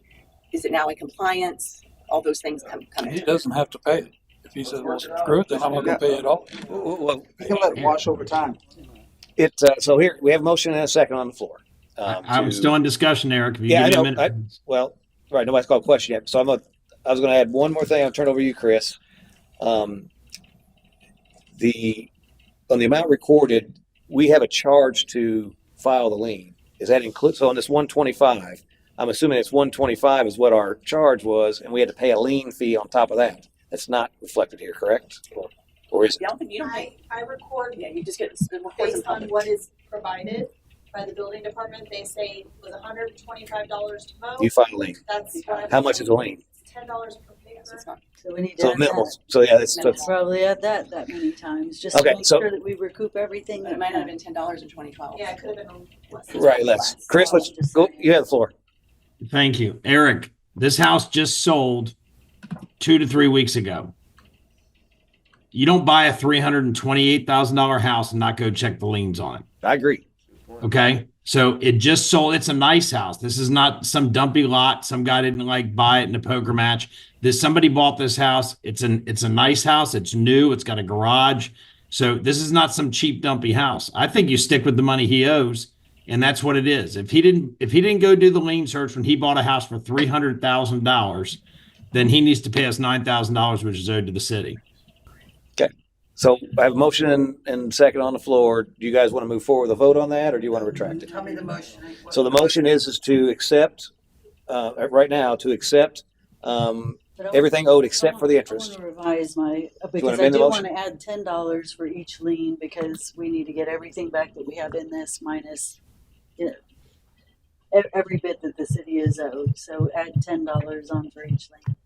If you're trying to recoup the recording costs, we need to actually find out what the recording costs were. Well, I'm just, Yeah, I mean, we can do I'm that. going to, I'm not going to word it exactly like that. I'm saying I want to charge $10 per lien additional to, so I revise my motion to deduct the interest from the balance and To say $6,400. and add $10 per each lien. Well, you're gonna have to. That's be if you're gonna call it that. What she's saying is it has to be correct. If it was $9.99, it needs to be We'll $9.99. find out how much it is. I was just gonna add the Do- report. can we- have to research what it was. No, I don't want to put her through that. So maybe if I could, Add $200. if I could, we can just $6,500. you can just say we're willing to waive this much interest, and that makes it easier. And then you can account for that. You know what I'm saying? Just this interest total. If you add it up, it's 6,166.96. So you could say we'll take 8,000. We'll write off 1,468.64 interest or whatever, something like that. And you can account for any. There you go. That's how I would do it. Just get her done. Just deduct the interest off of the balance. We will. So We're gonna wait. So you want to make a motion to waive how much interest? 1,468.64. 1,468.64. Okay, so basically we're gonna basically come back and say we'll waive 1,468.64, which makes the total $8,000. Okay, I'll make a motion Second. to waive the interest of. Well, so we're amending the motion of this, Mhm. and I already had a second, which was Bob. Bob. You second it? Are you good? Okay with that amendment? Second, the first one, yeah. Yeah. So you have to allow the amendment. Okay, I'll second it. You have to allow it. Well, no. Well, If you agree, allow her to move amend it. forward. If you don't Okay, agree, I second it. Okay. Now So it's up so for the second is an discussion. agreement. So we have a motion and a second for $8,000 to wipe it clean. We're waiving 1,468.64 in interest. Is there any further discussion? Nancy, I'm on already- this, instead of putting all that language into this, can we just say we're willing to settle for $8,000 instead of saying we Let's- want to waive all this? Just say, hey, It's based just, it's on just explaining this, why. we just where want the to number comes from. we're willing to settle for Yeah, less. that's what it is. The explanation was we just took some interest off. What if he decides, well, screw it, I'm not going to pay it and not address it again? They're gonna pay it. It's a new So- house. It's a so- $329,000 house. Yeah. So if he says no deal or whatever, he's just going to not give us anything. Well, then, based on what we're moving forward with, is he's going to have $8,000. He's going to have a $9,468.64 tax bill on top of it when we go next year. Next So year. He'll have to pay the Just be taxes mi- and the tax be bill. mindful that interest is daily charged. So that was as of Right, so it'd be November, more than so that. it would be more. So it's growing Right, every day. Right, it could be at 12,000. So whatever it I is, think we should just do the 5,000, stop it. Well- It's been since 2012, just Well- stop this, move on and. We gotta. well, I've we got a gotta motion first and a second for on the table. 8,000. Is there any further discussion on that? I hear your call out. Anybody else? Any public comment? Just get it done. Seeing none, I bring it back for a vote. All in favor, signify by saying aye. Aye. Aye. Aye. Opposed? Nay. Motion carries 4-1. Okay.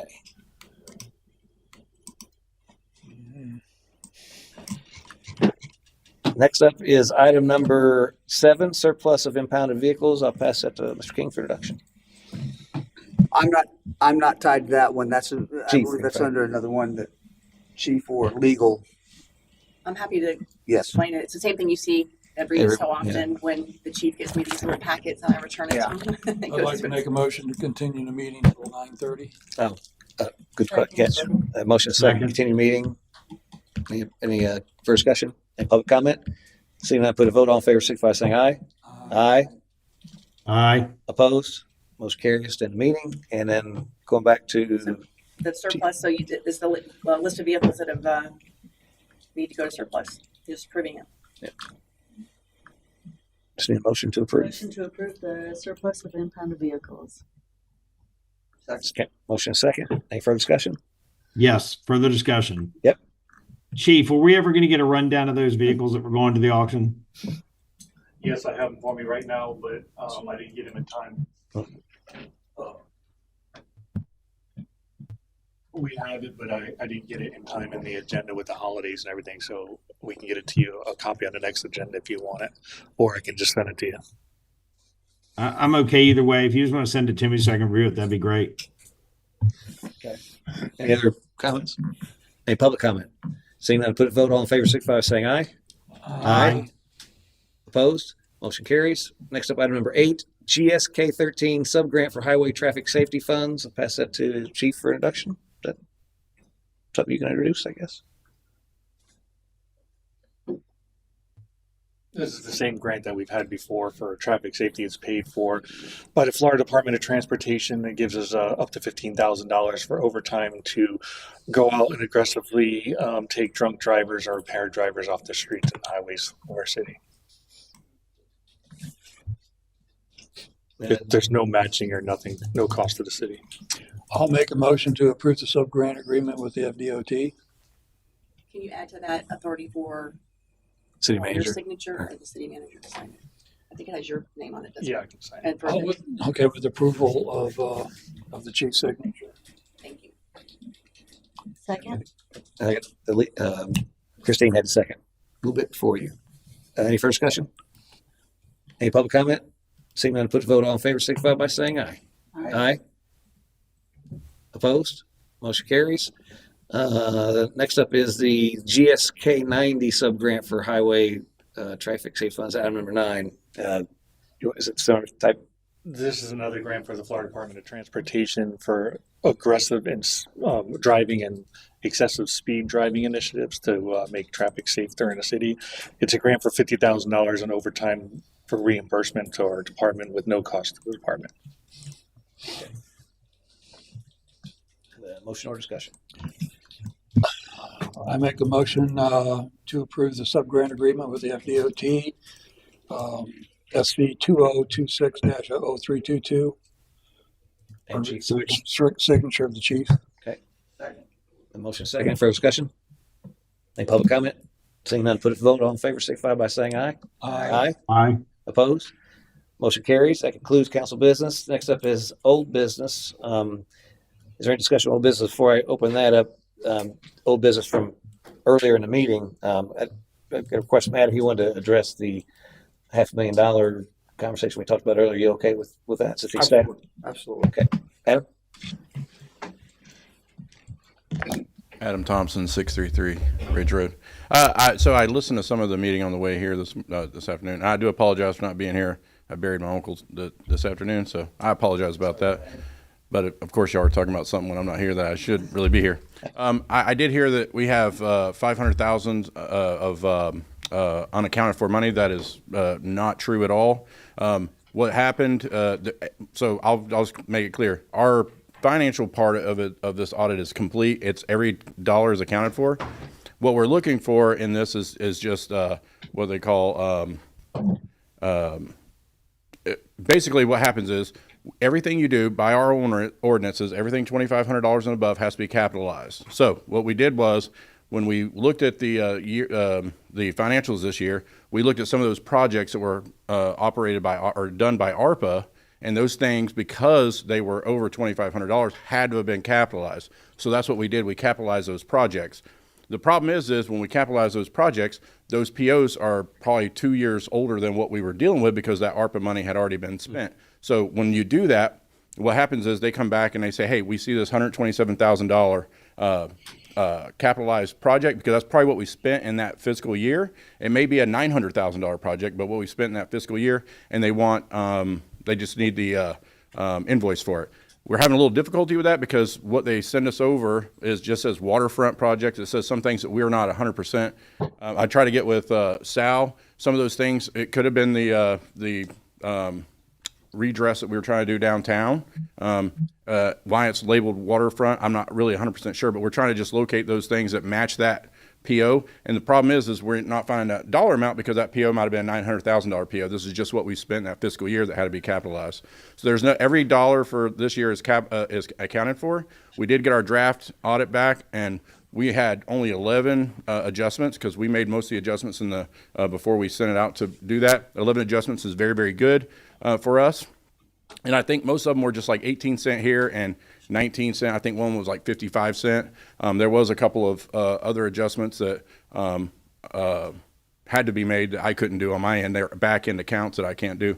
Also, we only had three memos. So those are the things that they send to you guys and say, hey, these are what we found that was wrong with the audit and how the process was handled.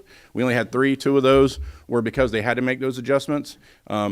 And most of that is because I wasn't here in the first part of that fiscal year. So we made those adjustments based off numbers, not having those POs and stuff to the previous thing. But you have to tie everything back to the beginning of the fiscal year and the end of the fiscal year prior to that. So that's what we did. It's almost like force balancing a little bit, but we have the numbers. So it's not like us just plugging numbers in to make it fit. These were things that were already in process, but we didn't have any idea exactly what it was. We knew that we spent that money because some of those checks that I've written myself, and we just had to capitalize those things. And that's why kind of where we're at. But the audit actually for what we've done has come out very well.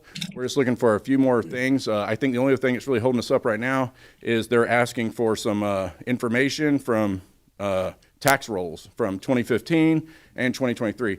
Because I wasn't here when they started the TIF process, I couldn't find the tax roll for that. So they want like the top 10 taxpayers. I did get a hold of the county. They're actually in the middle of doing something else right now. So they're supposed to be getting me that information. So as soon as we get that, we're all good. Me and Lindsay and I should say, we sat down. What you have to do with this is you have to dissect it. It's 200 pages. We dissected it and put it in the AFR, which is the financial report for the state of Florida. It's all in there. I actually sent it to our auditors on Monday evening to have them just check it over and make sure it was pretty much correct. I didn't get an email back from them that said it was wrong. So it's ready to be uploaded. So once we get our actual final numbers back, all I got to do is just verify that nothing has changed, and then we send that over. So that's kind of what we're waiting on. But all in all, from what I read and what we had our consultants look at as well, is a very good audit. So we should be proud of that. It's just 9 months late. Yeah, right. What's our projected submission? It's ready to be submitted today. I'm just waiting on the final numbers from the. It has been submitted in draft, you said? We cannot submit it to the state because it's in draft form, and we can't submit it to our debt servicer, which is the League of Florida Cities, who holds our debt for our 2018 bond or 2016 bond. So once we get the final numbers, and again, I verify that, all I got to do is hit that submittal button, and it'll go right to the state. And then I send them the actual draft portion, or not the draft portion, but the original, and then I'll send it over to the Florida League of Cities. I've been in contact with them throughout this whole process because we actually were in default with them starting, I think, in June. But so they just go to their board every month and extend us out a little bit. So we're not as of last month, we're not getting fined or anything by them. We're just waiting on this thing to come through. So they understand that, and so we've been on board with that. I think I did talk to Mr. King, I think, or maybe, I can't remember exactly if he gave me the idea, but we're going to go ahead and submit our draft form to the state and just let them know that it's almost done so that we don't get those types of fines or anything like that. Now, as far as the next one, I'm going to get with Sal tomorrow on our new auditors, kind of get what we need from them and start that whole process over, so we should be in good shape. But other than that, I want you to know it's about 84% complete and it's ready to go. Okay. So, but I didn't want anybody to think, I didn't want anybody on the outside to come in and be like, oh, we lost 500 grand. We didn't. Everything is accounted for. These are just back end stuff. They really should have asked us for that back in June or July because the asset process of that. And that's what it goes into the asset part of our module. So that's the only thing that was off. So. No, appreciate that explanation. Any other questions? No, we're good. Thanks, Adam. Okay. Any other discussion on business? No, but I do have an issue that I need to address. I had told a resident that I would ask about the addition, adding to our CRA program, townhomes, owned townhomes with homesteads. I forgot to do that, so I don't know how to address that. Well, the CRE meeting's next, so we can. Oh, great. Perfect. Okay. Any other old business? I just real quick, speed signs on Washington Street and speed humps on Grand.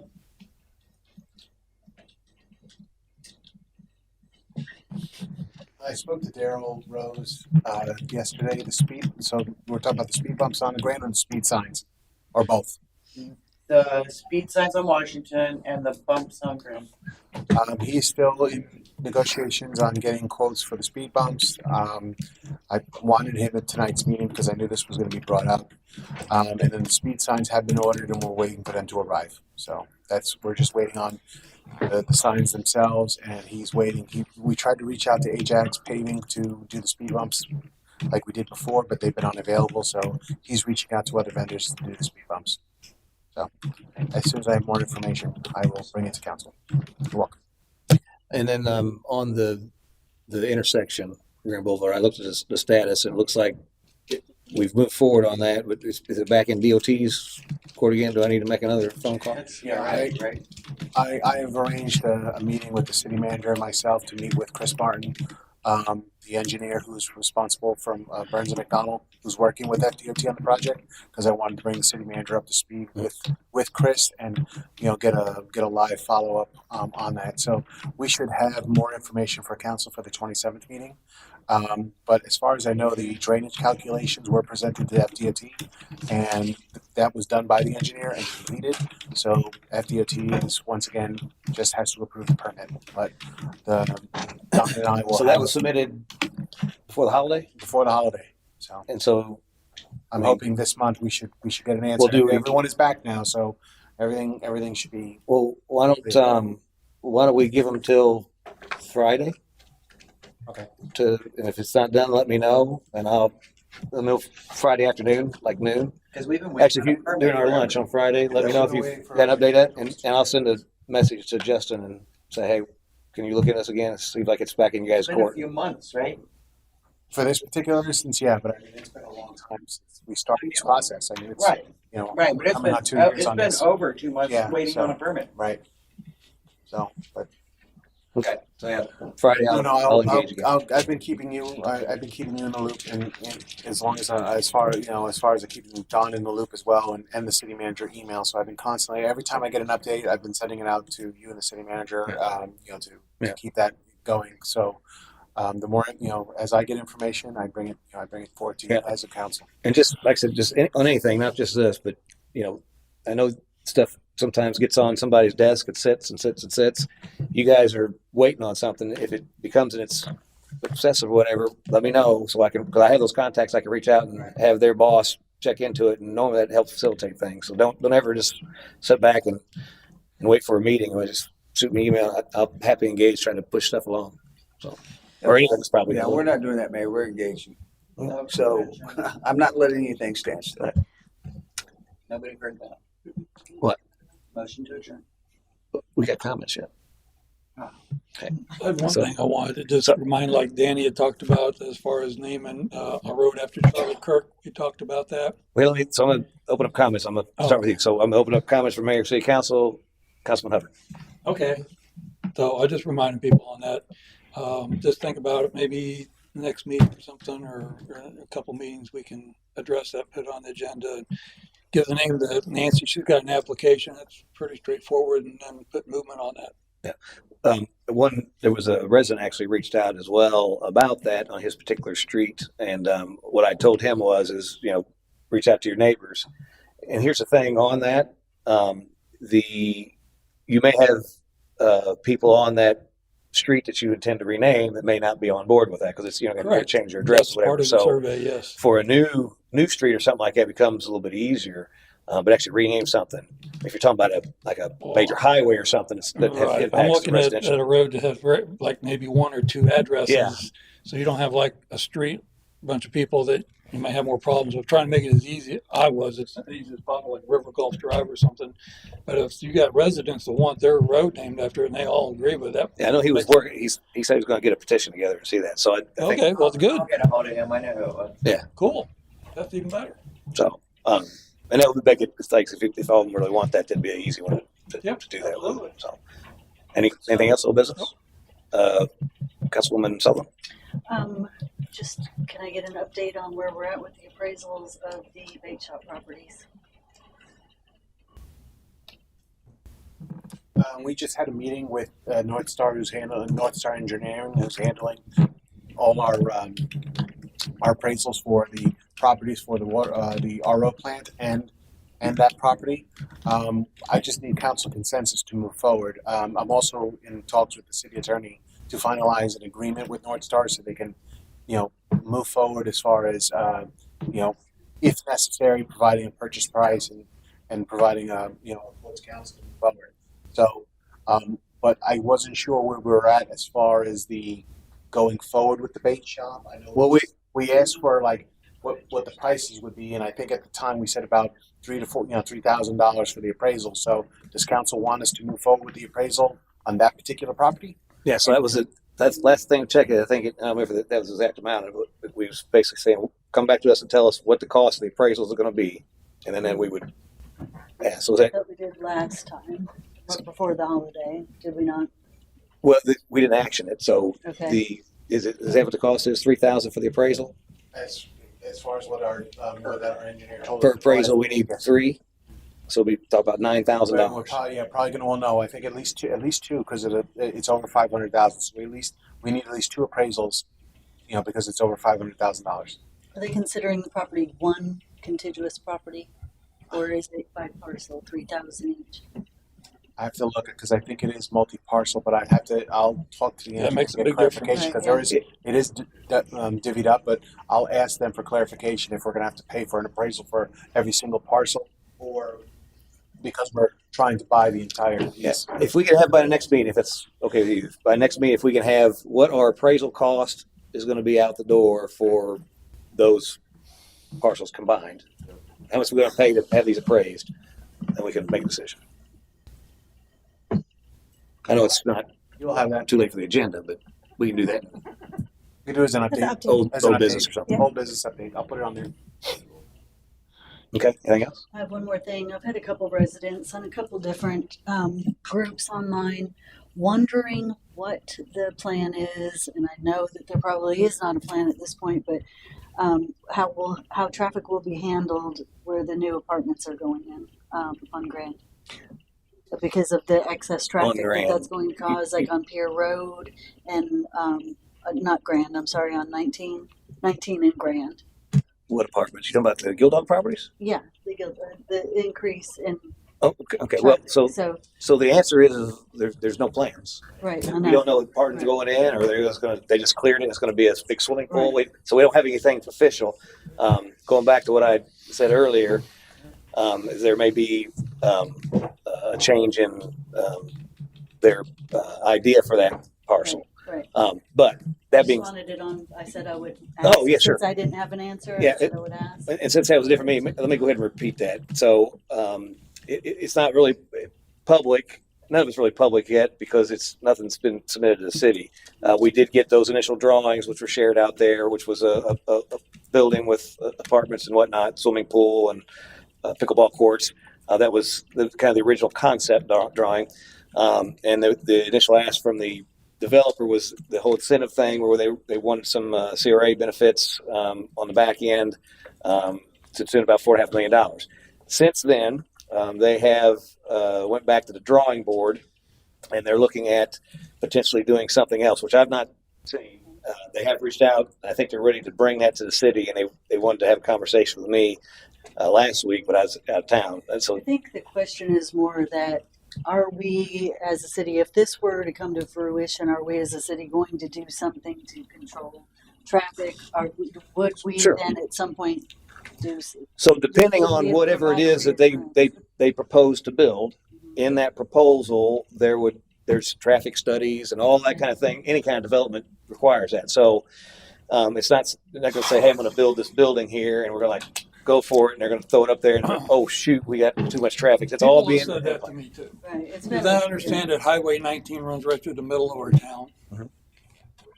So yeah, I'm hearing there's concerns about it's not going to be and increased. 19 So some will be pulling on it. right. So to answer the concerns. You've seen the concerns. Oh yeah. So Sure. obviously it's a very long process as they go through permitting and all that. All those studies have to be done. They're probably going to have a DOT cut off of that into that big lot somewhere. That goes there's all kind of permitting and traffic studies have to be done. It is not like everybody will just have to adapt. Everything will be changed as necessary. I just want to make it clear to the public that we're not all just going to adapt to it. It would depend. Things may have to change per the code, per the traffic studies, but sometimes traffic studies are quite surprising to people, and it doesn't require change. So it really does depend. And I'm not saying that to scare people, but like we need to see what they propose. They're going to follow the rules. We're going to make them follow the rules. And if they need to do something, they'll do Okay, so something. there are guidelines. Yeah, there's traffic study. There's experts for all that kind of stuff to help guide And the developer and the city. And obviously, those plans get submitted and get worked through the building department, they'll come for approval, right? In the public comments, they say, "Hey, I've looked at this." If they actually detail that they can look through, and they're going to see kind of what the impact's going to be, they can voice their concern, and we can take into consideration our decision. Who does the study that they should be fired because they do a lousy job around here? That's all I can say. It is required, so it's. It is required. Unfortunately, That's they all don't I do a had good for job. tonight. For council, at my level, we are tracking this. We're just waiting for their final decision on what they are going to build. Because right now, it's one or the other. And I'm not going to say what the other is, but they've got two possible proposals. One they've got to decide on soon.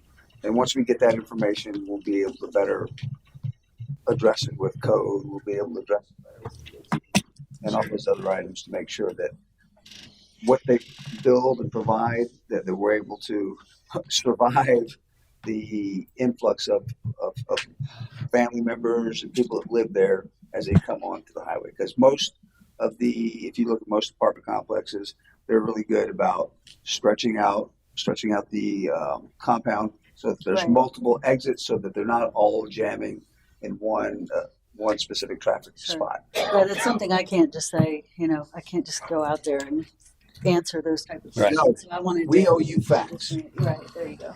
And a lot of that will be brought to light as they bring that forward. And just to finish the thought I was sharing is obviously there may be a change of direction. And with that change of direction, there's some positive things. The one positive thing is that the city won't need to help with that development. And that also the commercial part of the development, the phase 2, if you will, with commercial and that down there on the water front is they could actually move forward with that much quicker. And so, which obviously is a benefit to the public because we start to develop our waterfront and have some sets of place. So we don't have to help out necessarily with CRA money on the back end, which is a good thing. They still achieve the same measure that they need. And so it could be a very positive change in the wind. So we'll see. Thank you. Any other old business? Comments? I'm me? good. Okay, I'm going to go out. February 3rd is our meeting, February 3rd. workshop. No, we're in comments. Which workshop? And so Bob had commented. I don't know. Christine. There was something about the park development of the parks. I've got it written down here real quick. I just wondered what time that was. If that's With the Tampa Bay Regional Planning Commission what it is, plan. I don't know. I don't You know. know the one that he requested, but I thought Don was going to come up with his plan, and then we would go from there to determine if we needed that meeting. Is Which that not right? meeting? You had requested a meeting at the beginning of this meeting, a special meeting to discuss the 5-year strategic plan, Yes. and that was for February 3rd? No. No, He hadn't said it yet. Okay. we haven't set that yet because Okay. that's something we're going to put in place. But you've got the Tampa Bay Park Planning presentation. You referenced the CRA. That's 3 February. Oh. That one's in place, and then you got 3 February. You got the council received 30% engineering brief. That's not a meeting. They're delivering that stuff. Those to are us. delivered. So that'd probably be on an upcoming agenda. Right. Hold on. So items. Nothing on here. third. That's a due date. So Hold on a for second. February, that's all I'm tracking. Oh wait a minute. Something else. Well, 3-4. actually, I think we're a little off track here. Let me just do some corrections. So, and I thought we were going to discuss this at CRA, but the Tampa Bay Regional Planning Council wants to have a workshop on February 3rd. Oh. Okay, so they don't want to present on the 27th. We need to do a workshop, and that's going to be a live action, basically manipulation of the park plan to get council to get the board's input.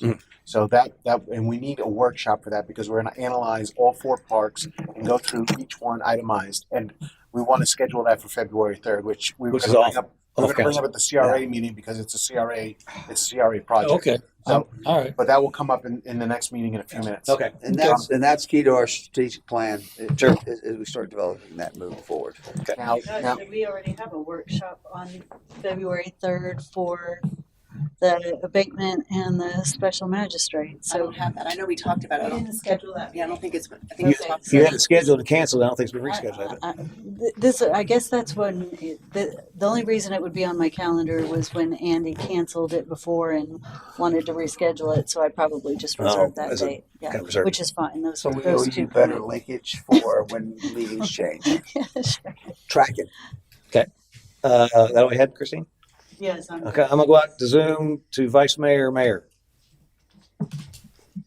I'm going to keep it short and sweet. Don, welcome aboard. Thank you, sir, for investing in our city. And we certainly are happy to have you here and look forward to great things for our city. That's all I've got tonight. All right. Sir, Thanks, thank you. Thanks, Vice Mayor. And then Councilwoman Burke. Okay, and then I covered most of my, I think I got just a couple. I did mention that. Tallahassee. So I know you're not going, Christine's not going. Are you going next week? No, I won't be able to go next Oh, you week. can't go next week? Okay. So we get Mike that count then. So just myself, Vice Mayor, and you. Okay. And then, let's see, I got covered. Okay, we covered all. The last thing I have is, so the Nature Coast Chamber of Commerce has revitalized, and I know they started those monthly community markets that we're having in Waterfront Park. They've started those up again, except they're going to be changing the venue. There's one this weekend, Saturday the 17th, from 10 to 5. It's going to be in a Walmart parking lot. Walmart has agreed to allow them to do that once a quarter, and so those have been scheduled out for the first month of the quarter there. Saturday or Sunday? Saturday. And so that's also going to be branded as the Port Richey second Saturday month community market. Kind of like Newport Richey has their fourth Fridays. We're going to have the second Saturdays for the market with the Nature Coast. And they're going to rotate around. The hope is that Walmart, I think Walmart was a little gun shy on just opening it up and letting them have there because of the car show and how big it was and how much activity it generated. I think once they see this, it's a little smaller. It's not going to be that much impact. They'll probably let them do that every month. The idea is in Waterfront Park, at least before when all the trees and stuff were in the way, you couldn't know anything was going on there from 19, so you didn't get any organic stops. And the signage was there, but it wasn't great. So not a lot of people knew about it. The hope is now at Walmart, at least, and with the branding of a second Saturday, it's an ongoing thing. But at the Walmart, they've got built-in traffic for people going to the grocery store. They're going to see that there's an event going on there. They're going to naturally walk through. So it's going to provide a lot of foot traffic for the vendors, and hopefully it convert to sales for them, and it'd be a good, thriving market. So that's kind of the goal. The second one, February, and they're all set up as kind of themes. New Year's market is this month. Valentine's market, February. The March one is a seafood festival market, and then like that, Father's Day, Mother's Day, and the different things for each month, Christmas, whatnot. And so the way it's set up now is the second month is going to be at Cancun Beach and that parking area that they have between that and the Gildog property, and then the third month of the quarter will be at Waterfront Park. Okay, and so that's kind of how they got laid out. They're thinking about moving the. Say it again. So Walmart. So Walmart, Cancun Beach, Waterfront Park, repeat. For now, that's how they're scheduled. And they're always 10 to 5, always on the second Saturday, except for this first one. It's the third Saturday. Rest of that second Saturday. The other thing I was going to tell you is, I lost my train of thought. I hate that. No, anyway, so that's going on. Oh, that was. So if we could put out Saturday's market on our website for the community to let them know it's going to be happening at the Walmart, there's a flyer and stuff out there, and I can make sure that they get it over to you. Yeah, I was going to say. I'll let Caroline know to send it over to you. If we can put that out with an alert so people know. Because we want that market to be successful for a couple of reasons. It creates activity in the city, and it's good for the community to have something to do and businesses to thrive. So, Before you adjourn, I have something to share. Yeah. But I'll let you. I'm I'm holding her off. holding her up with her motion over here. Okay, that's all. All right, thank you. I just wanted to let you guys know that your next meeting on January 27th, I will not be here. I'll be in trial in Tampa. So Zoe's going to be covering. Is this like getting hired and taking a vacation? Zoe was here before. Yeah, Zoe was Well, I here want to before. recall that whole vote. Just kidding, just kidding. Coming. She's coming, and she's been here before, and you know, you guys enjoyed her, and she's Yeah, she great being was nice. here. Yeah, she's very, very good, very good at what she does. But I'll be in trial, and I won't be able to get here in time. So Well, good luck. thank you, I appreciate that. And luckily, it's not for Port Richey; it's for a different town. Oh, So good. that's Well, like very that. good news. So I just want to let you know that I will send the email to remind you when it gets closer. But I want to let you know that I won't be here on the 27th, but Zoe will be. Awesome. That's it. Now, Oh, so the 27th is be the new first reading for the sign codes. That's tough for her, I guess. But well, no, because you're just going to say yes or no. right. No more reading. We're not reading again. No, I will. My goal will. It's my goal. This is what we'll try to do. I will try to fix everything super fast. Email it to you, so you'll have it. And if there's issues, maybe And then vote you for let approval. the city manager know there's already an issue. I prefer that. Yeah. I can look It's- at it at home, Yeah. you know, and just. I know, and it won't have. The hard part is it won't have the comments. So that if you don't remember why we did something, just call me. Sure. And Thank you. that'll be the goal. I'll get it to you as soon as I can. Thank you. Okay. I'm looking for.